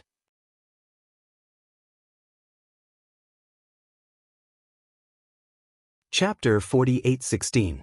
At the same time, a dozen or so tiny sea snakes burrowed out from the water. More and more alien creatures were attracted by the fresh blood that was spreading around the prophet. They crowded around each other and surged towards the prophet. 2 Xianji let out a hoarse and gloomy hiss in the water in fright. Her pair of dim old eyes contained a bit of terrifying hatred as she looked in the direction of the large ship. To think that she, the extremely revered great prophet of the dragon clan of Forgotten River, would end up like this. Arbor didn't want to continue watching. She closed the window with one hand and stood silently for a while before turning around and pattering to the bedside. She had just sat down when she heard the fatty's hoarse voice from outside the door. "You mean, that old woman wrapped in bandages just now was actually some prophet of the dragon clan of Forgotten River?" Faint laughter came from beside her. The fatty laughed out loud. "She's so good at foretelling. Could it be that she didn't calculate that she would die today?" Knock knock. The little stoic sat on the edge of the bed and looked up at the cabin door. The plain-colored window was very clear, and she could see several figures moving about inside. "Little Chiao, come out and eat breakfast." Sir Jojo was disgruntled. "I don't have an appetite. I can't eat." "Don't." Dugaling knocked on the door again and said with a grin, "There are all kinds of snacks that you like to eat. Stop pretending. We all know your lousy habits. 3 meals a day, no less." Arbor pulled open the cabin door with a taut face and glanced at the beaming Dugaling outside. Her gaze landed on his face. She seemed to see this person sitting on a small stool with a grin and asking her, "You're so young. You don't really want to die, right? People must have the will to live in order to have a future and hope." The little stoic expressionlessly walked past him. Our dear Duguling reflexively touched his face. That's strange. Why did he have a misconception that when the little stoic looked at him just now, her gaze was distant, as if she was looking at him through a hazy veil? "Stoic." Duguling chased after her with a chuckle. "Do you want to eat shrimp dumplings? Do you like green bean porridge or red bean porridge?" During breakfast, the little stoic was too lazy to speak. No matter who spoke to her, she would completely ignore them. There was a low pressure on the deck. The row of maids standing at the side were all trembling in fear. When they saw her, it was as if they had seen a scourge or a ferocious beast. They all distanced themselves from her. It was as if he would have a bad ending if he touched her. Arbor couldn't be bothered to pay attention to the crowd. After eating, he made an excuse to catch up on sleep and slipped away. He returned to the cabin and closed the door. The little stoic then took out a storage talisman and a handful of thunder fireballs, placing them neatly on the table. Her small hands gently moved them, causing them to make rolling sounds. "Your Majesty!" Lil Zi hurriedly ran in. At a glance, he saw His Majesty standing by the table, holding a brush and writing something. He was dressed in a sapphire blue robe, and there were a few ink bamboos on his sleeves. Her fine black hair was scattered behind her. Her thin lips were slightly pursed, and her eyes were focused on the book. She stood there like a pine tree. Truly, the young master was sculpted and polished, elegant and natural. He was most afraid that he would leave without a word. Now that he saw that he was still in the study, his heart couldn't help but relax. "Personally hand this letter to 8th Chi, Duan Yu said. "Yes." Lil Zi hastily took the letter and nodded solemnly.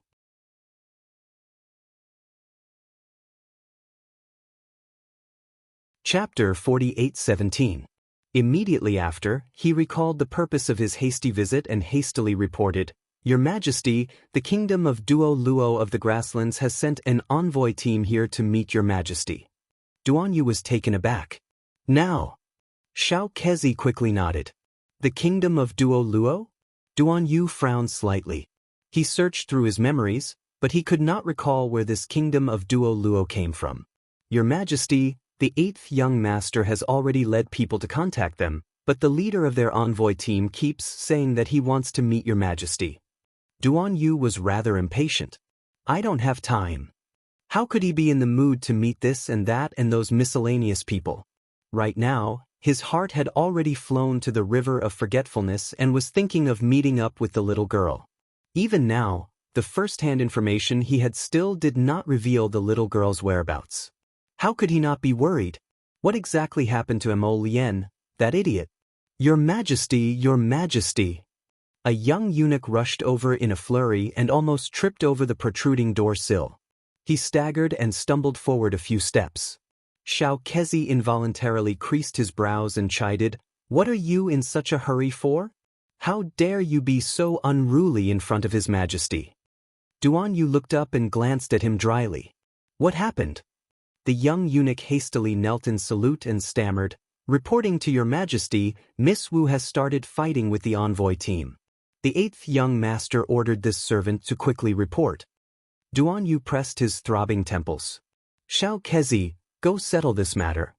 Xiao Kezi quickly nodded. He knew that this His Majesty could not wait a second longer and had to set off now. Other people did not know what that letter was. How could Xiao Kezi not know?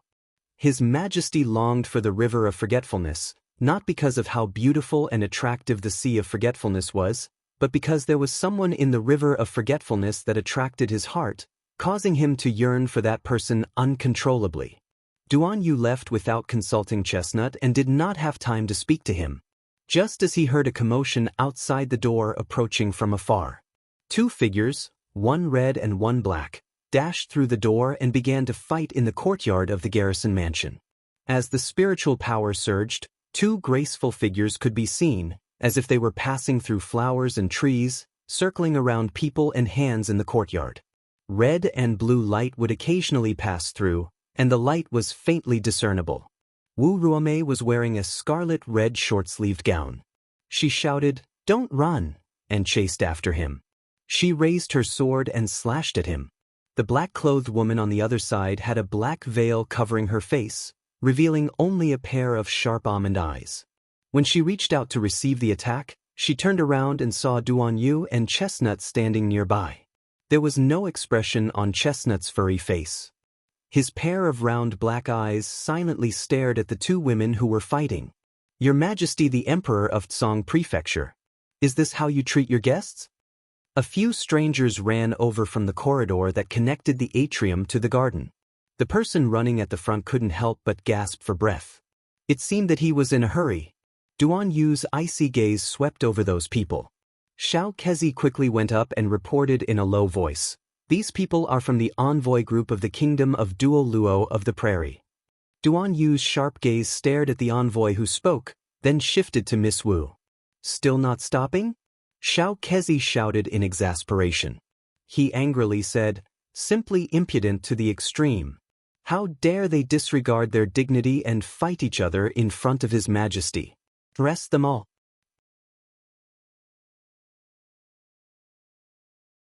Chapter 48:18. As soon as he finished speaking, several figures walked up and lifted Miss Wu up like grabbing a little chick. They separated the black-clothed woman who was fighting with her and restrained both of them. Even though Wu Ruomei's arm was grabbed, she couldn't resist kicking at the black-clothed young lady from afar. She couldn't resist cursing, "No wonder you had to cover your face. Who are you trying to disgust with a fake face? You should cover your face, and it's best if you don't take off your black veil. Otherwise, I'll beat you up every time I see you." Xiao Kezi's face was dark, but he was rather curious.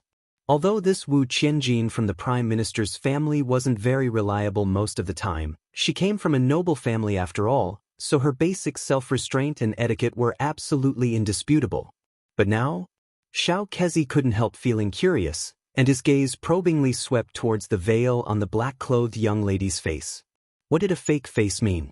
The black-clothed young lady couldn't help but sneer. What does it have to do with you? I think you're just jealous. Wu Ruomei couldn't help but laugh in exasperation. I'm jealous of your fake face? You're really thick-skinned, daring to say anything. Duan Yu's gaze was chilly as he looked at the several people from the kingdom of Luo's envoy group who were briskly walking over. A small kingdom that could barely be found on the map of the 3 provinces came to find him so openly, saying that they had something to discuss with him in person? And they didn't even accept 8th young Sir Chi's invitation. Who on earth gave them the confidence to come here and shout like this? They said they wanted to discuss with him, Duan Yu? And he had to accompany them to the end? What the heck? This whatever kingdom of Luo was originally developed from a small tribe on the prairie. A while ago, he used a grand banner to establish a kingdom, but this small lousy kingdom dared to boast shamelessly in front of him. Duan Yu patted Chestnut's large head and was too lazy to pay attention to this farce. Unexpectedly, the leader of the envoy group from the kingdom of Luo abruptly took a few steps forward and said seriously, Your Honorable Majesty of Zhangzhou, if you abandon us like this and refuse to meet with us face to face, you will certainly regret it immensely in the future. Although our kingdom of Luo grew on the prairie, we are very familiar with the situation of the 3 provinces. Your Majesty of Zhangzhou, believe that this humble one and the kingdom of Luo will bring you a huge surprise. Don't believe him, Your Majesty. He had only brought a fake face. If you see it, you'll be so angry that you won't even have time to wash your eyes. Wu Ruomei, who was standing to the side, spoke with conviction. Duan Yu gave him a deep look. Now, he was actually a bit curious as to what kind of surprise this leader of the Doruo envoy group was going to present to him. Your Majesty, please. The leader of the kingdom of Daluo's diplomatic mission extended his hand in an inviting gesture. He took the lead and followed Duan Yu into the study. Wu Ruomei wanted to follow them in but was stopped by Xiao Kezi. He was so angry that he stomped his feet and shouted, Xiao Yi, get out of the way. Let me tell you, those people are definitely not good people. Little Kezi said with a straight face, Miss Wu, if you continue to make such a ruckus, Little Kezi has no choice but to get someone to shut your mouth and stop you from making a ruckus. Wu Ruomei rolled her eyes in anger. However, due to Lil Kezi's threat, she did not dare to speak loudly. The leader of the envoy group entered the study and turned to close the door. He smiled at Duan Yu and bowed. Your Honorable Majesty, I respectfully represent my kingdom of Daluo to come and discuss the matter of cooperation with you.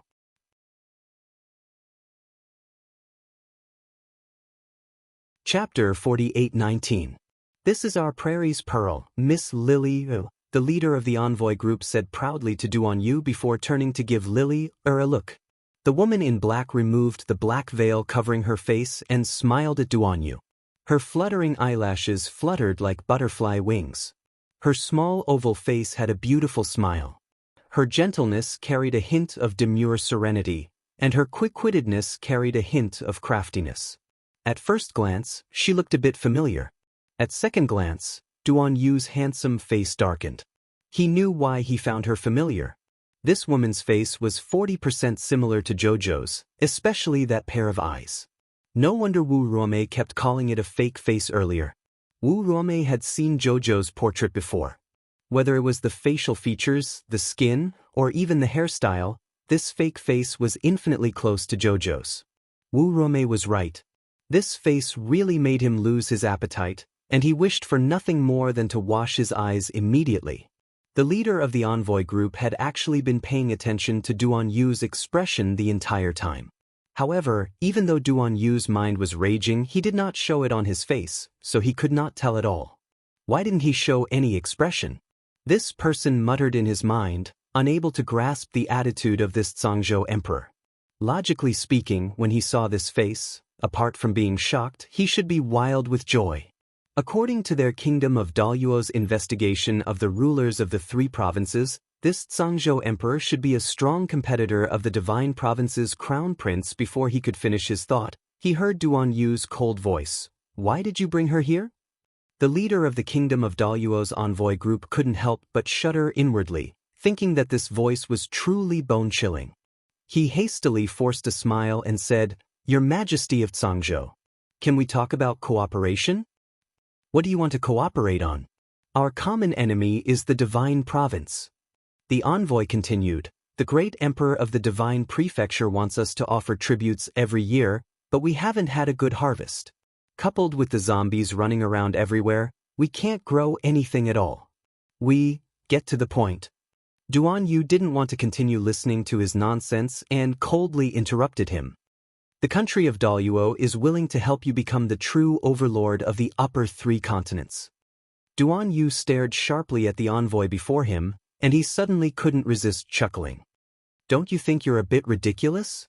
It was just a small place, yet he kept saying that he would help him unify the 3 prefectures. Duan Yuezhen couldn't resist laughing loudly. The envoy said with a serious expression, "Believe me, Your Majesty. The key lies in the little crown princess of the divine land." The envoy did not notice Duan Yu's gloomy expression and continued to blabber self-righteously, "Lily's appearance can still be adjusted. She will look more and more like that little crown princess. At that time we'll turn the dragon into a phoenix and switch that little crown princess to your side."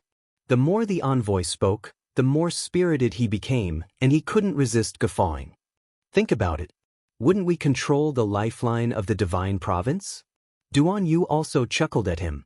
His chuckle was deep and filled with an icy chill.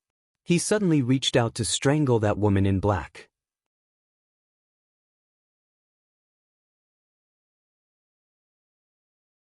Chapter 48:20. Before that envoy could react, he heard a crisp crack. The envoys all revealed astonishment as they looked at the expressionless Zhongzhou emperor in horror. Lily's neck drooped crookedly in Duan Yu's hand. Her beautiful face was still a bit bewildered, as though she couldn't figure out what was going on. He actually snapped Lily's neck without any explanation? This man didn't hesitate at all when he snapped Lily's neck, as though he was merely slaughtering a pig, a cow, a lamb, or a chicken. Looking at the Zhongzhou emperor's cold and indifferent gaze, the envoys all shuddered, and great terror flashed through their eyes. The leader of the envoy group forcefully suppressed his indignation and said coldly, "If your majesty doesn't want to cooperate with us, then there's no need to kill Lily. You can just say that you don't want to cooperate." Duan Yu glanced at him with a sneer and flung away the woman's corpse with a tilted head. He took out a handkerchief from his inner world and carefully wiped his hands. Duan Yu looked at them coldly without any intention of explaining. "Take care of them all." As soon as he finished speaking, dozens of figures suddenly appeared from all directions and rushed toward those envoys to kill them all. The kingdom of Luo's envoys were all shocked and hastily resisted in a fluster. However, there were too many hidden guards, and they simply couldn't deal with them. Before half an hour was up, the 100 hidden guards had killed all the envoys. Ing dragged the leader of the envoys in front of Duan Yu and kicked the back of his knee. The leader of the envoys yelped and fell to the ground with a face full of terror. His head was forcefully stepped on, and he prostrated himself on the ground. With his head being stepped on, he strenuously tried to raise his head to speak, and he stammered, You all. Zhongzhou Emperor, His Majesty, Let him speak, Duan Yu coldly ordered. The secret guards immediately retracted their legs, bowed respectfully, and took a few steps back to stand still. The hidden guard leader raised his head while coughing up blood. His eyes stared fixedly at Duan Yu in front of him, and before he could say more than a few words, blood gushed out of his mouth. You guys? If you don't want to cooperate with us, there are many people who want to cooperate with us. There was a strange smile on the face of the head envoy. The smile on his face made one's hair stand on end. Duan Yu found him extremely displeasing to the eye, so he personally waved his hand, and a surge of sacred energy struck that person's head. Don't speak if you don't know how to speak human language, Duan Yu coldly retorted as he watched the envoy fall heavily to the ground. Clean this place up. Shaoxi hurriedly ordered a group of trembling servants to come in and clean up the mess. However, Duan Yu suddenly turned his head and stopped in his tracks. He narrowed his eyes and coldly stared at the head envoy lying on the ground. He walked towards him step by step, approaching the head envoy's side. His cold gaze landed on the fake smile on his face. Duan Yu suddenly raised his leg and kicked. With a bang, the head envoy turned into a pile of fragments and disappeared before everyone's astonished eyes. Duan Yu's heart thumped heavily, and he immediately ordered sternly.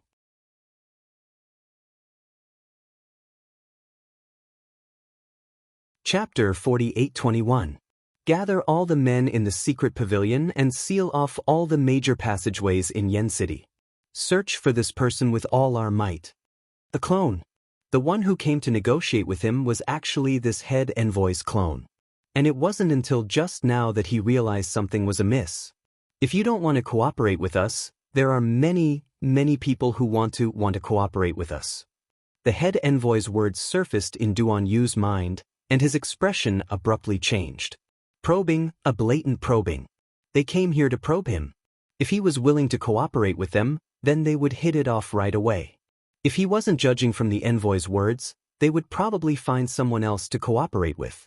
A tiny kingdom of the prairie wanted to be an ant trying to shake a tree and make a move on the enormous divine province? Just as the heavenly providence was about to move, this tiny kingdom of Dual Luo wanted to take advantage of the situation?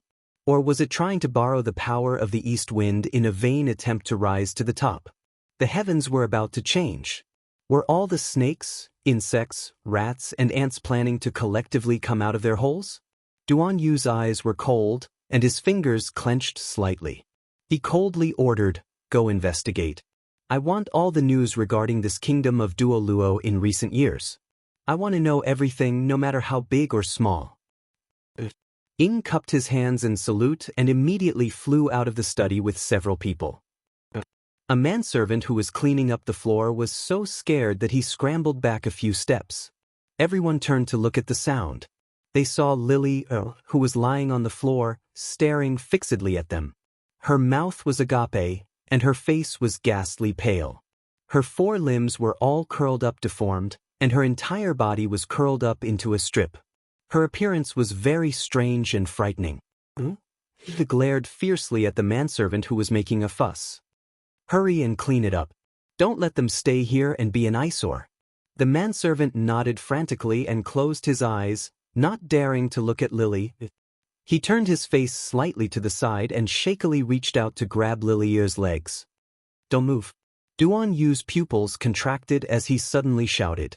The manservant subconsciously withdrew his hand, but in the next second he felt an irreversible force pulling him away from Lily. After the huge force disappeared, the manservant fell on his back due to inertia. When he turned around, he saw that the stiff Lilial had actually moved. After a series of cracking sounds, Lilia's limbs were twisted in an abnormal way, and she was lying on the ground in an extremely weird posture. "What is this?" Xiao Zi exclaimed. "Protect the Emperor! Protect the Emperor! It's a corpse puppet. This woman has become a corpse puppet." Bang! The sound of the door being kicked was suddenly heard. The pitiful door of the study fell to the ground and landed heavily on Lily. Wu Rome, who rushed in after hearing the news, held an email piercer in each hand. Her eyes were wide open as she shouted, "Who dares to assassinate His Majesty? Bold thief, come out for me."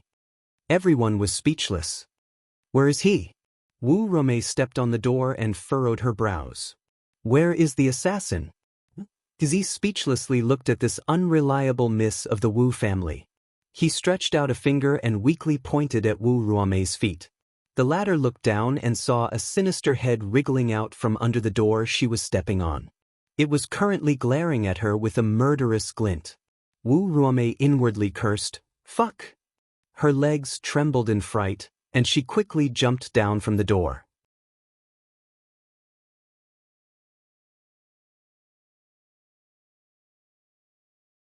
Chapter 48:22. This guy shouted in astonishment, "What the hell is this? Wasn't her looks too frightening? Isn't she the person who fought with you earlier, miss? That fake?" Wu Reme was horrified and hastily retreated a few steps. My heavens! This transformation was too exaggerated.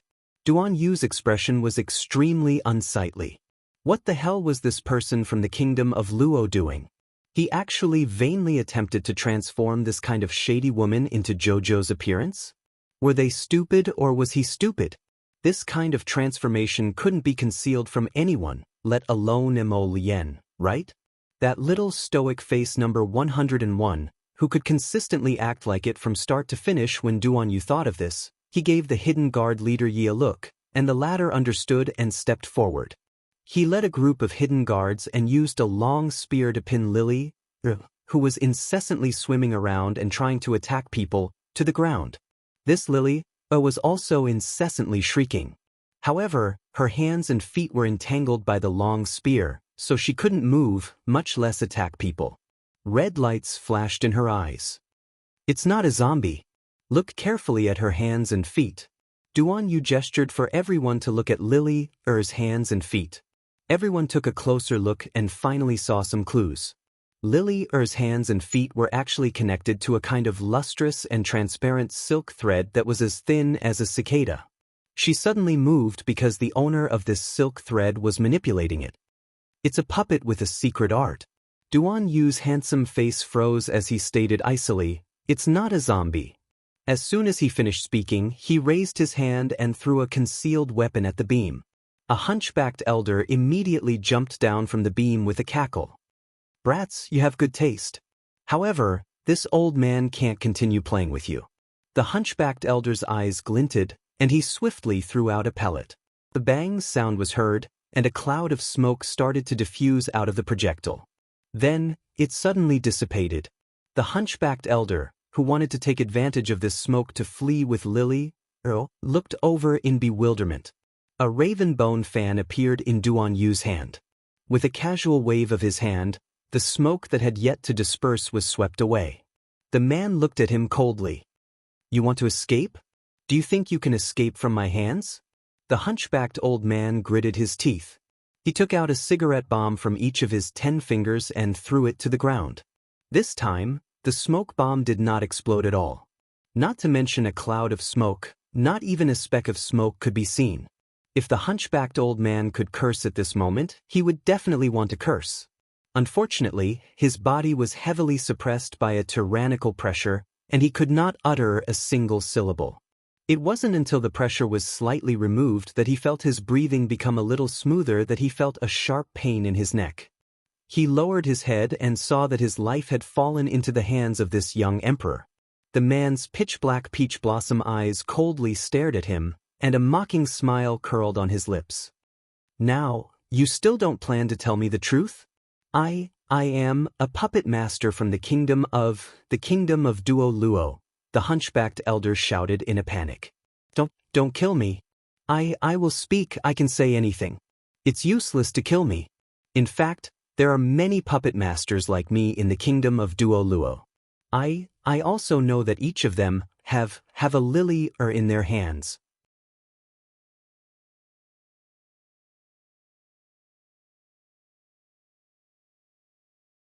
Chapter 48:23. What did it mean that everyone had a lily in their hands? These idiots from the state of Duo Luo made a large batch of people who resembled Jojo? Duan Yu angrily gripped the neck of that puppet master from the state of Duo Luo and demanded harshly, "Speak! How did you make this woman appear?" This person's facial features that degenerated after death were completely different from Jojo's. How did the so-called 40% resemblance come about when they were alive? We have a special medicinal liquid. After taking it, it can be infinitely similar to a person. Ridiculous. Duan Yu clearly did not believe this puppet master's nonsense. He tightened his grip and coldly said, "Do you think I will believe your words?" The puppet master's neck fell into Duan Yu's hands, and he nervously replied, his eyes brimming with fear. Your Majesty, I did not lie at all. Everything I said is true." The puppet master felt his breathing becoming irregular again. He hastily stabilized his breathing and confessed repeatedly, "Your Majesty, please believe me. What we puppet masters can do is secretly control these lily heirs one-on-one. We all have the talent to conceal our presence." This puppet master cried out in panic, "Lily heirs are indeed modified from the transformation medicinal liquid." This kind of directional transformation medicinal liquid is more effective than the transformation talismans drawn by talisman practitioners. It can be continuously modified and improved to target a certain person. The lily, or number 9 you see is the most low-grade modified lily.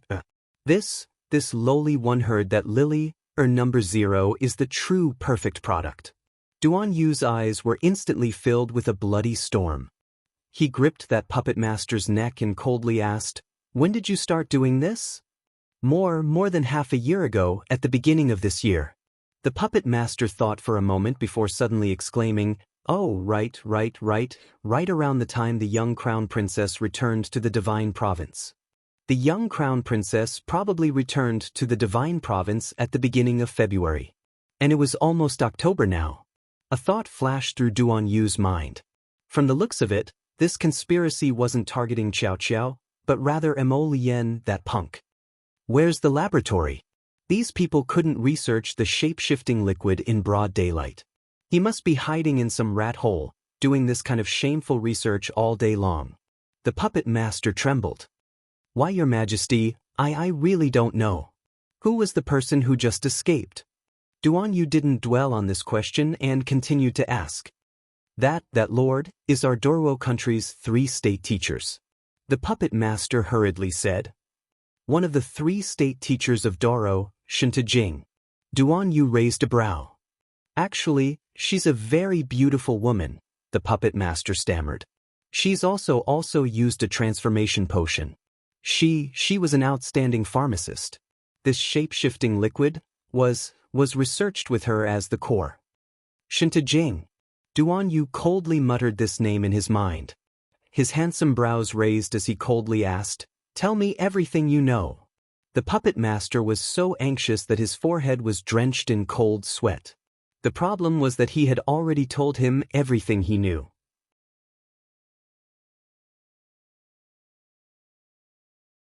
Chapter 48-24. He was only a peripheral member of the kingdom of Dorwo. One only needed to look at the puppets he was controlling to know this. The one he was controlling was only Lily, or number 9. And Lily, or number 9, could not compare to Lily, or number 0, whether it was her ability to modify, her personal ability, her cultivation, etc. It was not an exaggeration to say that Lily, or number 9, was inferior to Lily, or number 9. Duan Yu was so infuriated that his expression turned cold, and he involuntarily increased the force in his hand. "It seems that it's better to search your soul." No, you can't search my soul." A trace of fear flashed through the puppet master's eyes. Every kingdom of Dorwo has a soul-locking pill planted in our conscious. Once our souls are forcefully searched, it will trigger a self-explosion. At that time, not only will this one be finished, even you and the people around you will also be sent flying by the powerful explosion. When the group of little servants heard this, their faces all revealed a look of panic and fear, and they subconsciously took a few steps back. Duan Yu coolly looked at this puppeteer, as if he was assessing whether his words were true or false. "Every word this one said is true. If I have deceived your majesty, this one is willing to accept the punishment of heaven's wrath," that person said fearfully, his face full of sincerity. "Withdraw, all of you," Duan Yu ordered coldly. Xiao Kezi panicked and hastily stepped forward. He lowered his head and advised, "Your Majesty, you must not take the risk yourself. Your Majesty, please allow this subordinate to attempt a soul-searching to see if this old fellow is speaking the truth." A hidden guard walked out from behind Yi and solemnly cupped his hands. Why would Duan Yu be afraid of a mere soul-destroying body self-explosion? He shook his head and instructed the hidden guards, "All of you withdraw." "Your Majesty!" Duan Yu's piercingly cold gaze swept over everyone. Although Xiaozi was flustered, he knew that even though His Majesty was young, his words had always been firm and uncompromising. Since he had already made up his mind, it meant that no one could sway him. Everyone retreated out of the room with unsightly expressions and looked at each other in dismay. Duan Yu's gaze landed on that puppet master. If you want to verify a person's words, it's best to personally examine them. The puppet master did not expect that the other party was still unwilling to let him go even after he had explained everything. Not to mention, he had already said that the soul-sealing pill had been planted in his head. Once his soul was searched, he would self-destruct. However, the young emperor in front of him was still unwilling to let him go. He was not willing to give him a way out. The puppet master's eyes instantly turned scarlet, and he wanted to fight Duan Yu with his life on the line. But could he? Being kicked by Duan Yu, he was like a weak little chick whose lifeline was being squeezed by the neck. He simply couldn't muster the slightest strength to resist. Duan Yu pressed down on his head and coldly glanced at him. If you want to blame someone, blame your lord for insisting on provoking us. Yellow Springs, hell, don't look for the wrong person for revenge. The puppet master let out an extremely unpleasant and hoarse roar. Soon after, he felt as if his conscience had been torn open by someone. All his secrets were skimmed through in front of someone else's eyes. There was no movement at all. Duan Yu knitted his brows, and a trace of mockery curled up on his lips. As expected, this person's head did not contain the soul-sealing pill that he had mentioned.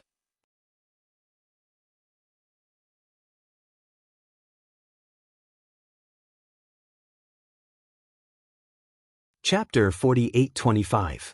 After all, he was only a peripheral member of the state of Duoluo. It seemed that knowing so much was already his limit. Perhaps it was because he was smart enough and had secretly accumulated some information in his daily life. As for things that were too core, a peripheral member like him definitely wouldn't know. Duan Yu tossed that person's corpse aside. Before he left the study, a wisp of Devil Emperor's fire silently ignited on the puppet master's body.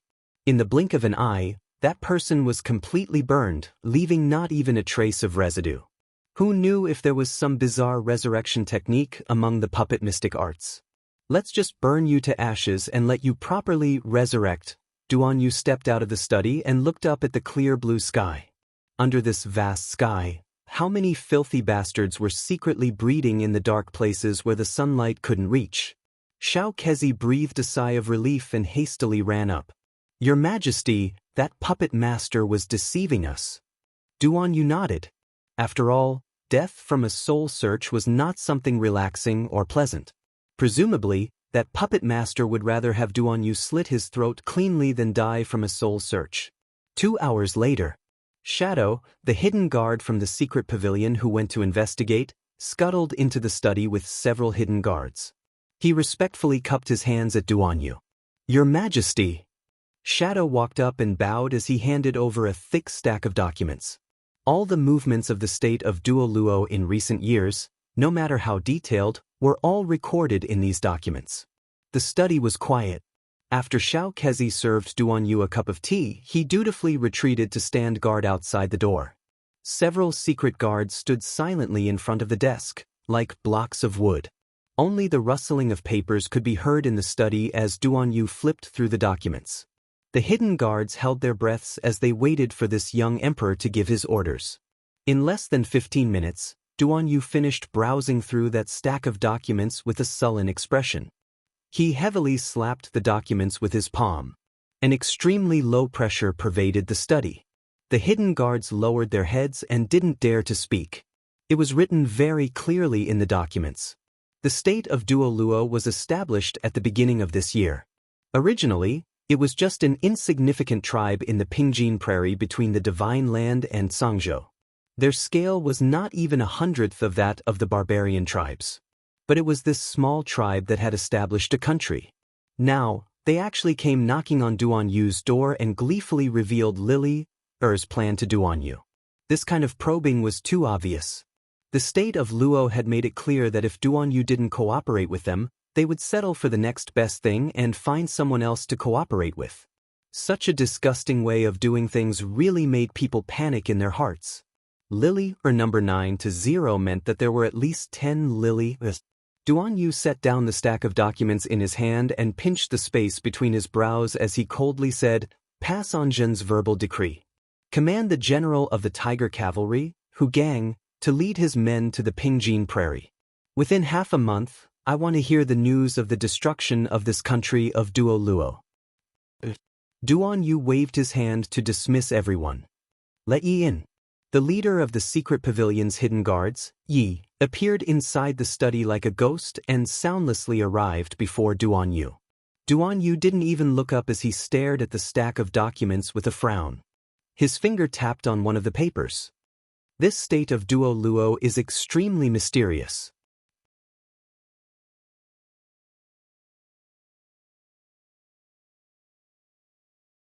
Chapter 4826. That's all the information we could gather. It says that their territory is surrounded by man-eating black swamps. The swamps are crawling with man-eating insects and ants, so it will be difficult to pass through.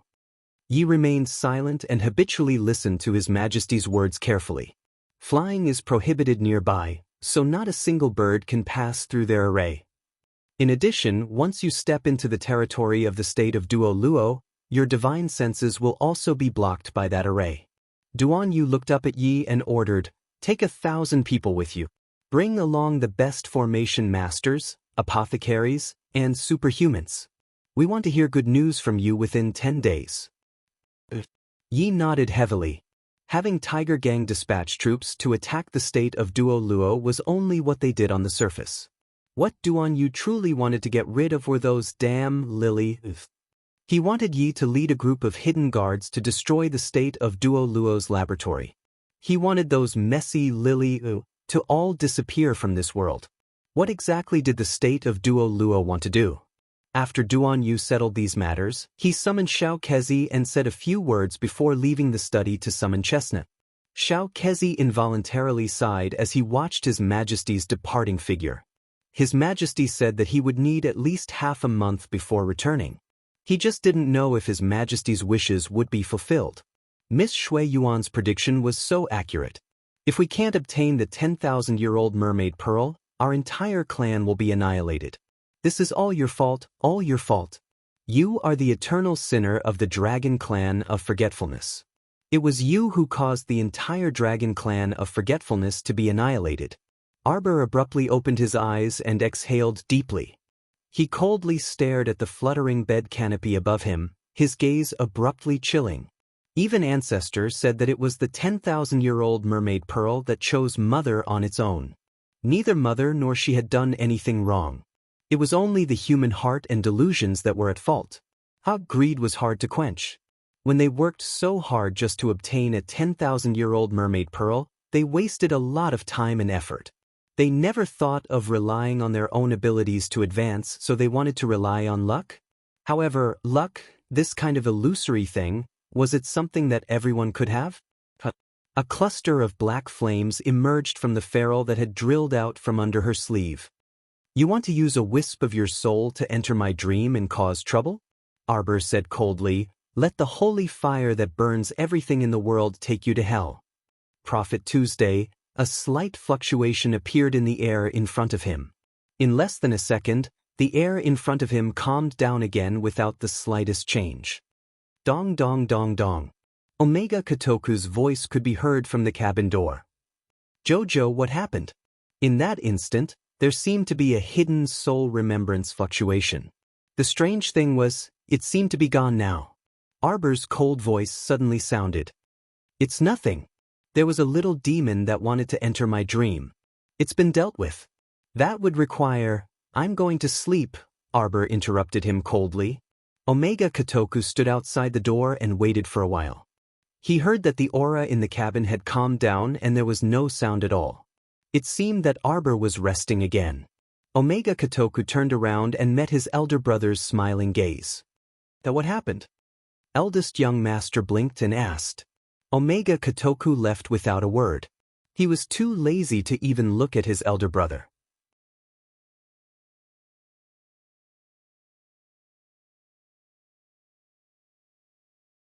Chapter 4827. Eldest young Sir Chin harumphed and rubbed his nose.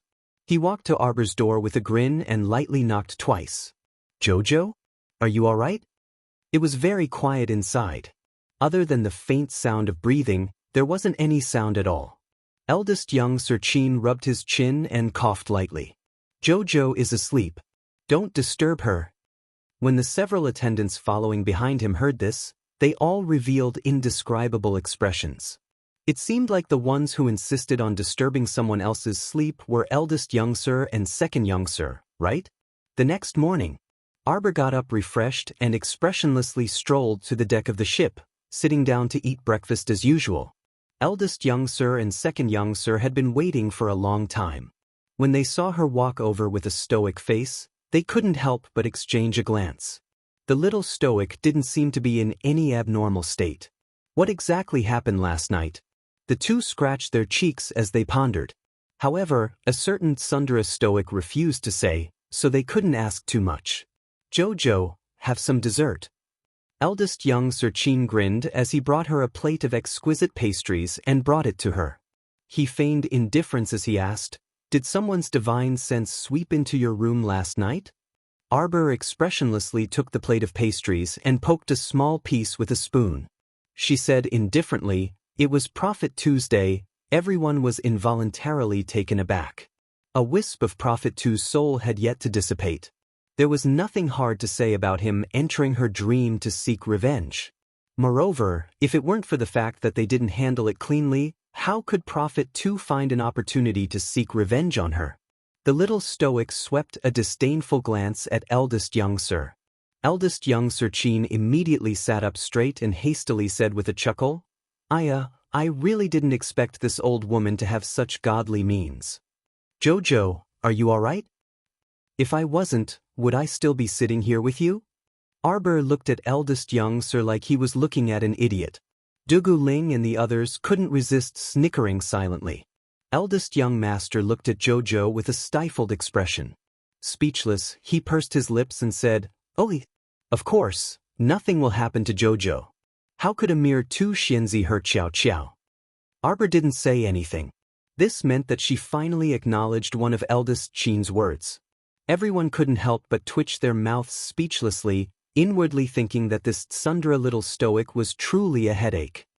Looking at the journey, we should be able to reach the Pond Lotus Sacred Realm in 2 days. You said before that the Pond Lotus Sacred Land is guarded by the 5 great families of the River of Forgetfulness. Every aristocratic family has a key, and only by gathering these 5 keys can we open the passage to the depths of the Pond Lotus Sacred Realm. Arbor paused. You interrogated Prophet Two and found out where the 5 keys are? Eldest young Sir Chin nodded with a smile. It's about time. We've already sent our men to the various patrician families to search. Let's go there first, and the key will be delivered later. This way, we won't delay the opening of the Pond Lotus Sacred Realm. Arbor was silent. Among the 5 great patrician families in the Sea of Forgetfulness, the Long clan had dug its own grave, and the Duo clan was more or less dead in name only. The remaining 3 patrician families were definitely trembling with fear. If they didn't want to cause trouble, they definitely wouldn't clash with the Qin estate of the Divine Province. Thus, it really wasn't difficult to obtain those 5 keys at all. Arbor silently ate the pastries and millet porridge. Although she didn't say anything, her mind was constantly pondering. Previously, little Tai Sui wanted to bring her to the Pond Lotus Sacred Realm.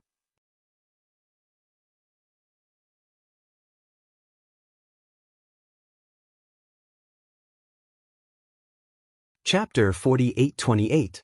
Now that the 2 of them were separated, logically speaking, would little Tai Sui be waiting for her at the entrance of the Pool Lotus Sacred Realm?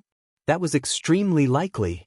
That was why the poison-tailed butterflies she sent out to search for him weren't able to find him in the nearby waters. The reason was that little Tai Sui had already gone far. Arbor made a decision in her mind. She would follow the Qin Estate's people to the Pool Lotus Sacred Realm first. She did feel a bit uncomfortable, but this was already the best solution in the current situation where her divine sense had yet to recover. Once they entered the mystic realm, who knew if they would get separated in such a large mystic realm? At that time, she would take the opportunity to stroll around casually. Who knew if they would meet again in such a large mystic realm? Sir Jojo's eyes flickered. Since he had already made up his mind, his heart that had been on edge for the past few days relaxed slightly. In any case, they were going to the Pool Lotus Sacred Realm to find that wisp of Lien's soul. Since they were already here, they might as well let nature take its course. Young sir, young sir. A servant of the Qin estate ran over with a strange expression on his face. He glanced at them hesitantly, as if he wanted to say something. Eldest young Sir Qin was baffled, and he swept that person a glance. If you have something to say, just say it. Why are you hemming and hawing? They're drifting back again. The boatman had a strange expression on his face as he called out. Fifth young Sir Qin was walking over with a plate of freshly made 1,000-layer pastry, and he couldn't help but say good-naturedly, Kai, speak properly. What floated back again? The servant called up. Kai gestured with his hands and feet and said to the Qin estate's silent young masters with knitted brows, It's those people that eldest young sir ordered us to throw down a few days ago after we fished them up. They floated back again. As the servant spoke, he was beaming with joy. It seemed that he also found this matter extremely hilarious. Eldest young sir clearly didn't remember this matter, and he looked at that person called a Kai in bewilderment. What are you talking about? What people floated back? Fifth young Sir Qin twitched his mouth. His memory was evidently better than his eldest brother's. Placing the 1,000-layer pastry in front of the little stoic, the fifth young sir coughed lightly and said, Eldest brother, it should be those people from the Wangchuan duo clan. I saw them on the surface of the sea earlier, so I sent people to fish them up. Without another word, Big Brother ordered the servants to throw them down. Wangchuan duo clan? Eldest young Sir Qin rubbed his chin. Suddenly, he had a flash of inspiration and exclaimed, Oh, I remember now, it's that group of people who were thrown into the sea by the little stoic and had their spiritual senses and cultivation sealed. Unlucky bastard. The little stoic glanced askew at the eldest young sir and put on an aloof face. For you. Why was she so bored as to throw him into the water? She stood up and walked towards the railing. He raised his head and looked into the distance. He saw a dozen or so men and women on the surface of the sea. Some of them were lying on wooden planks, while others had activated their defensive barriers. As they drifted, they kept waving and calling for help. The eldest young master quickly walked over and looked from afar. Sure enough, he saw the young miss of the Wangchuan duo clan, Duo Shanmei. She was hugging a large wooden board and sitting alone on it. She kept waving her hands in the direction of the ship while shouting something. My goodness, these people from the Forgetful River Duo clan still haven't recovered their spiritual senses and cultivation base? Ling Go couldn't help but exclaim. The fifth young sir shook his head.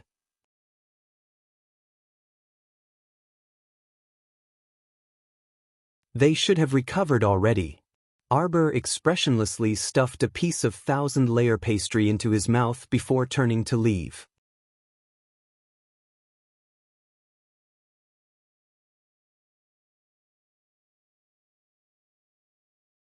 Chapter 48-29. She also recognized that these people were the ones who came to the snowy island to ask her for Duo Shanming.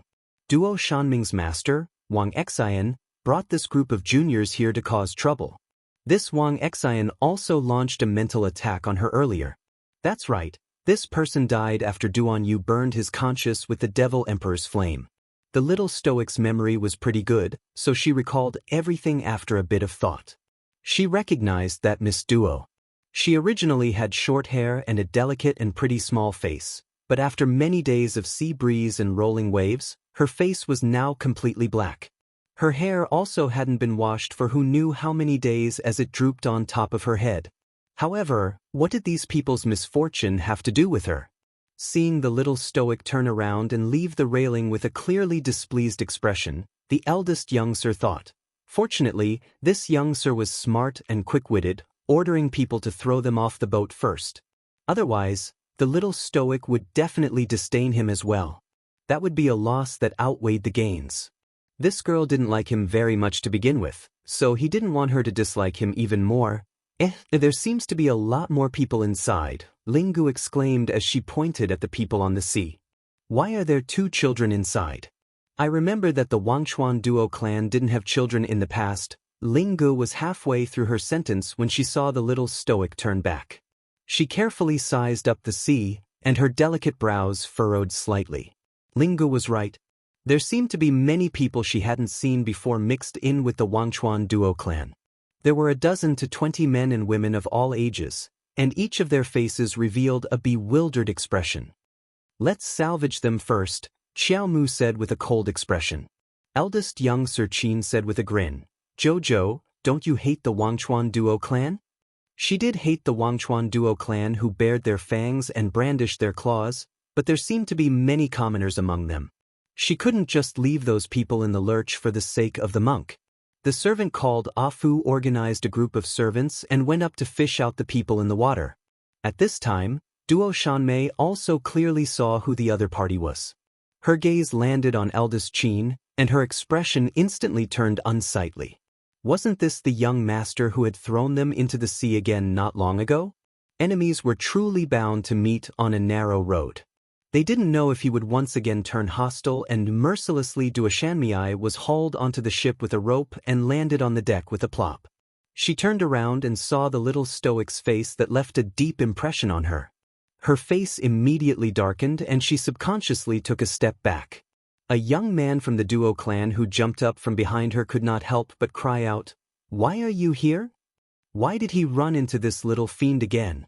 The young man's face showed a trace of horror. He took a few steps back and pointed at Arbor. "You, what do you want to do?" Arbor couldn't be bothered with them. His gaze fell on the few ordinary people who were dragged up. Judging from their appearance, they seemed to be people from some merchant ship. A middle-aged man who looked like a shopkeeper was protecting a girl who was completely drenched and wrapped in a blanket. He stared at them with vigilant eyes. That girl was also tightly holding the hand of a 7 to 8-year-old child who was dressed in brocade clothes and had a fair complexion, rosy lips, and white teeth. Eldest young Sir Qin gave a look, and several servants immediately came forward with clean clothes and handkerchiefs.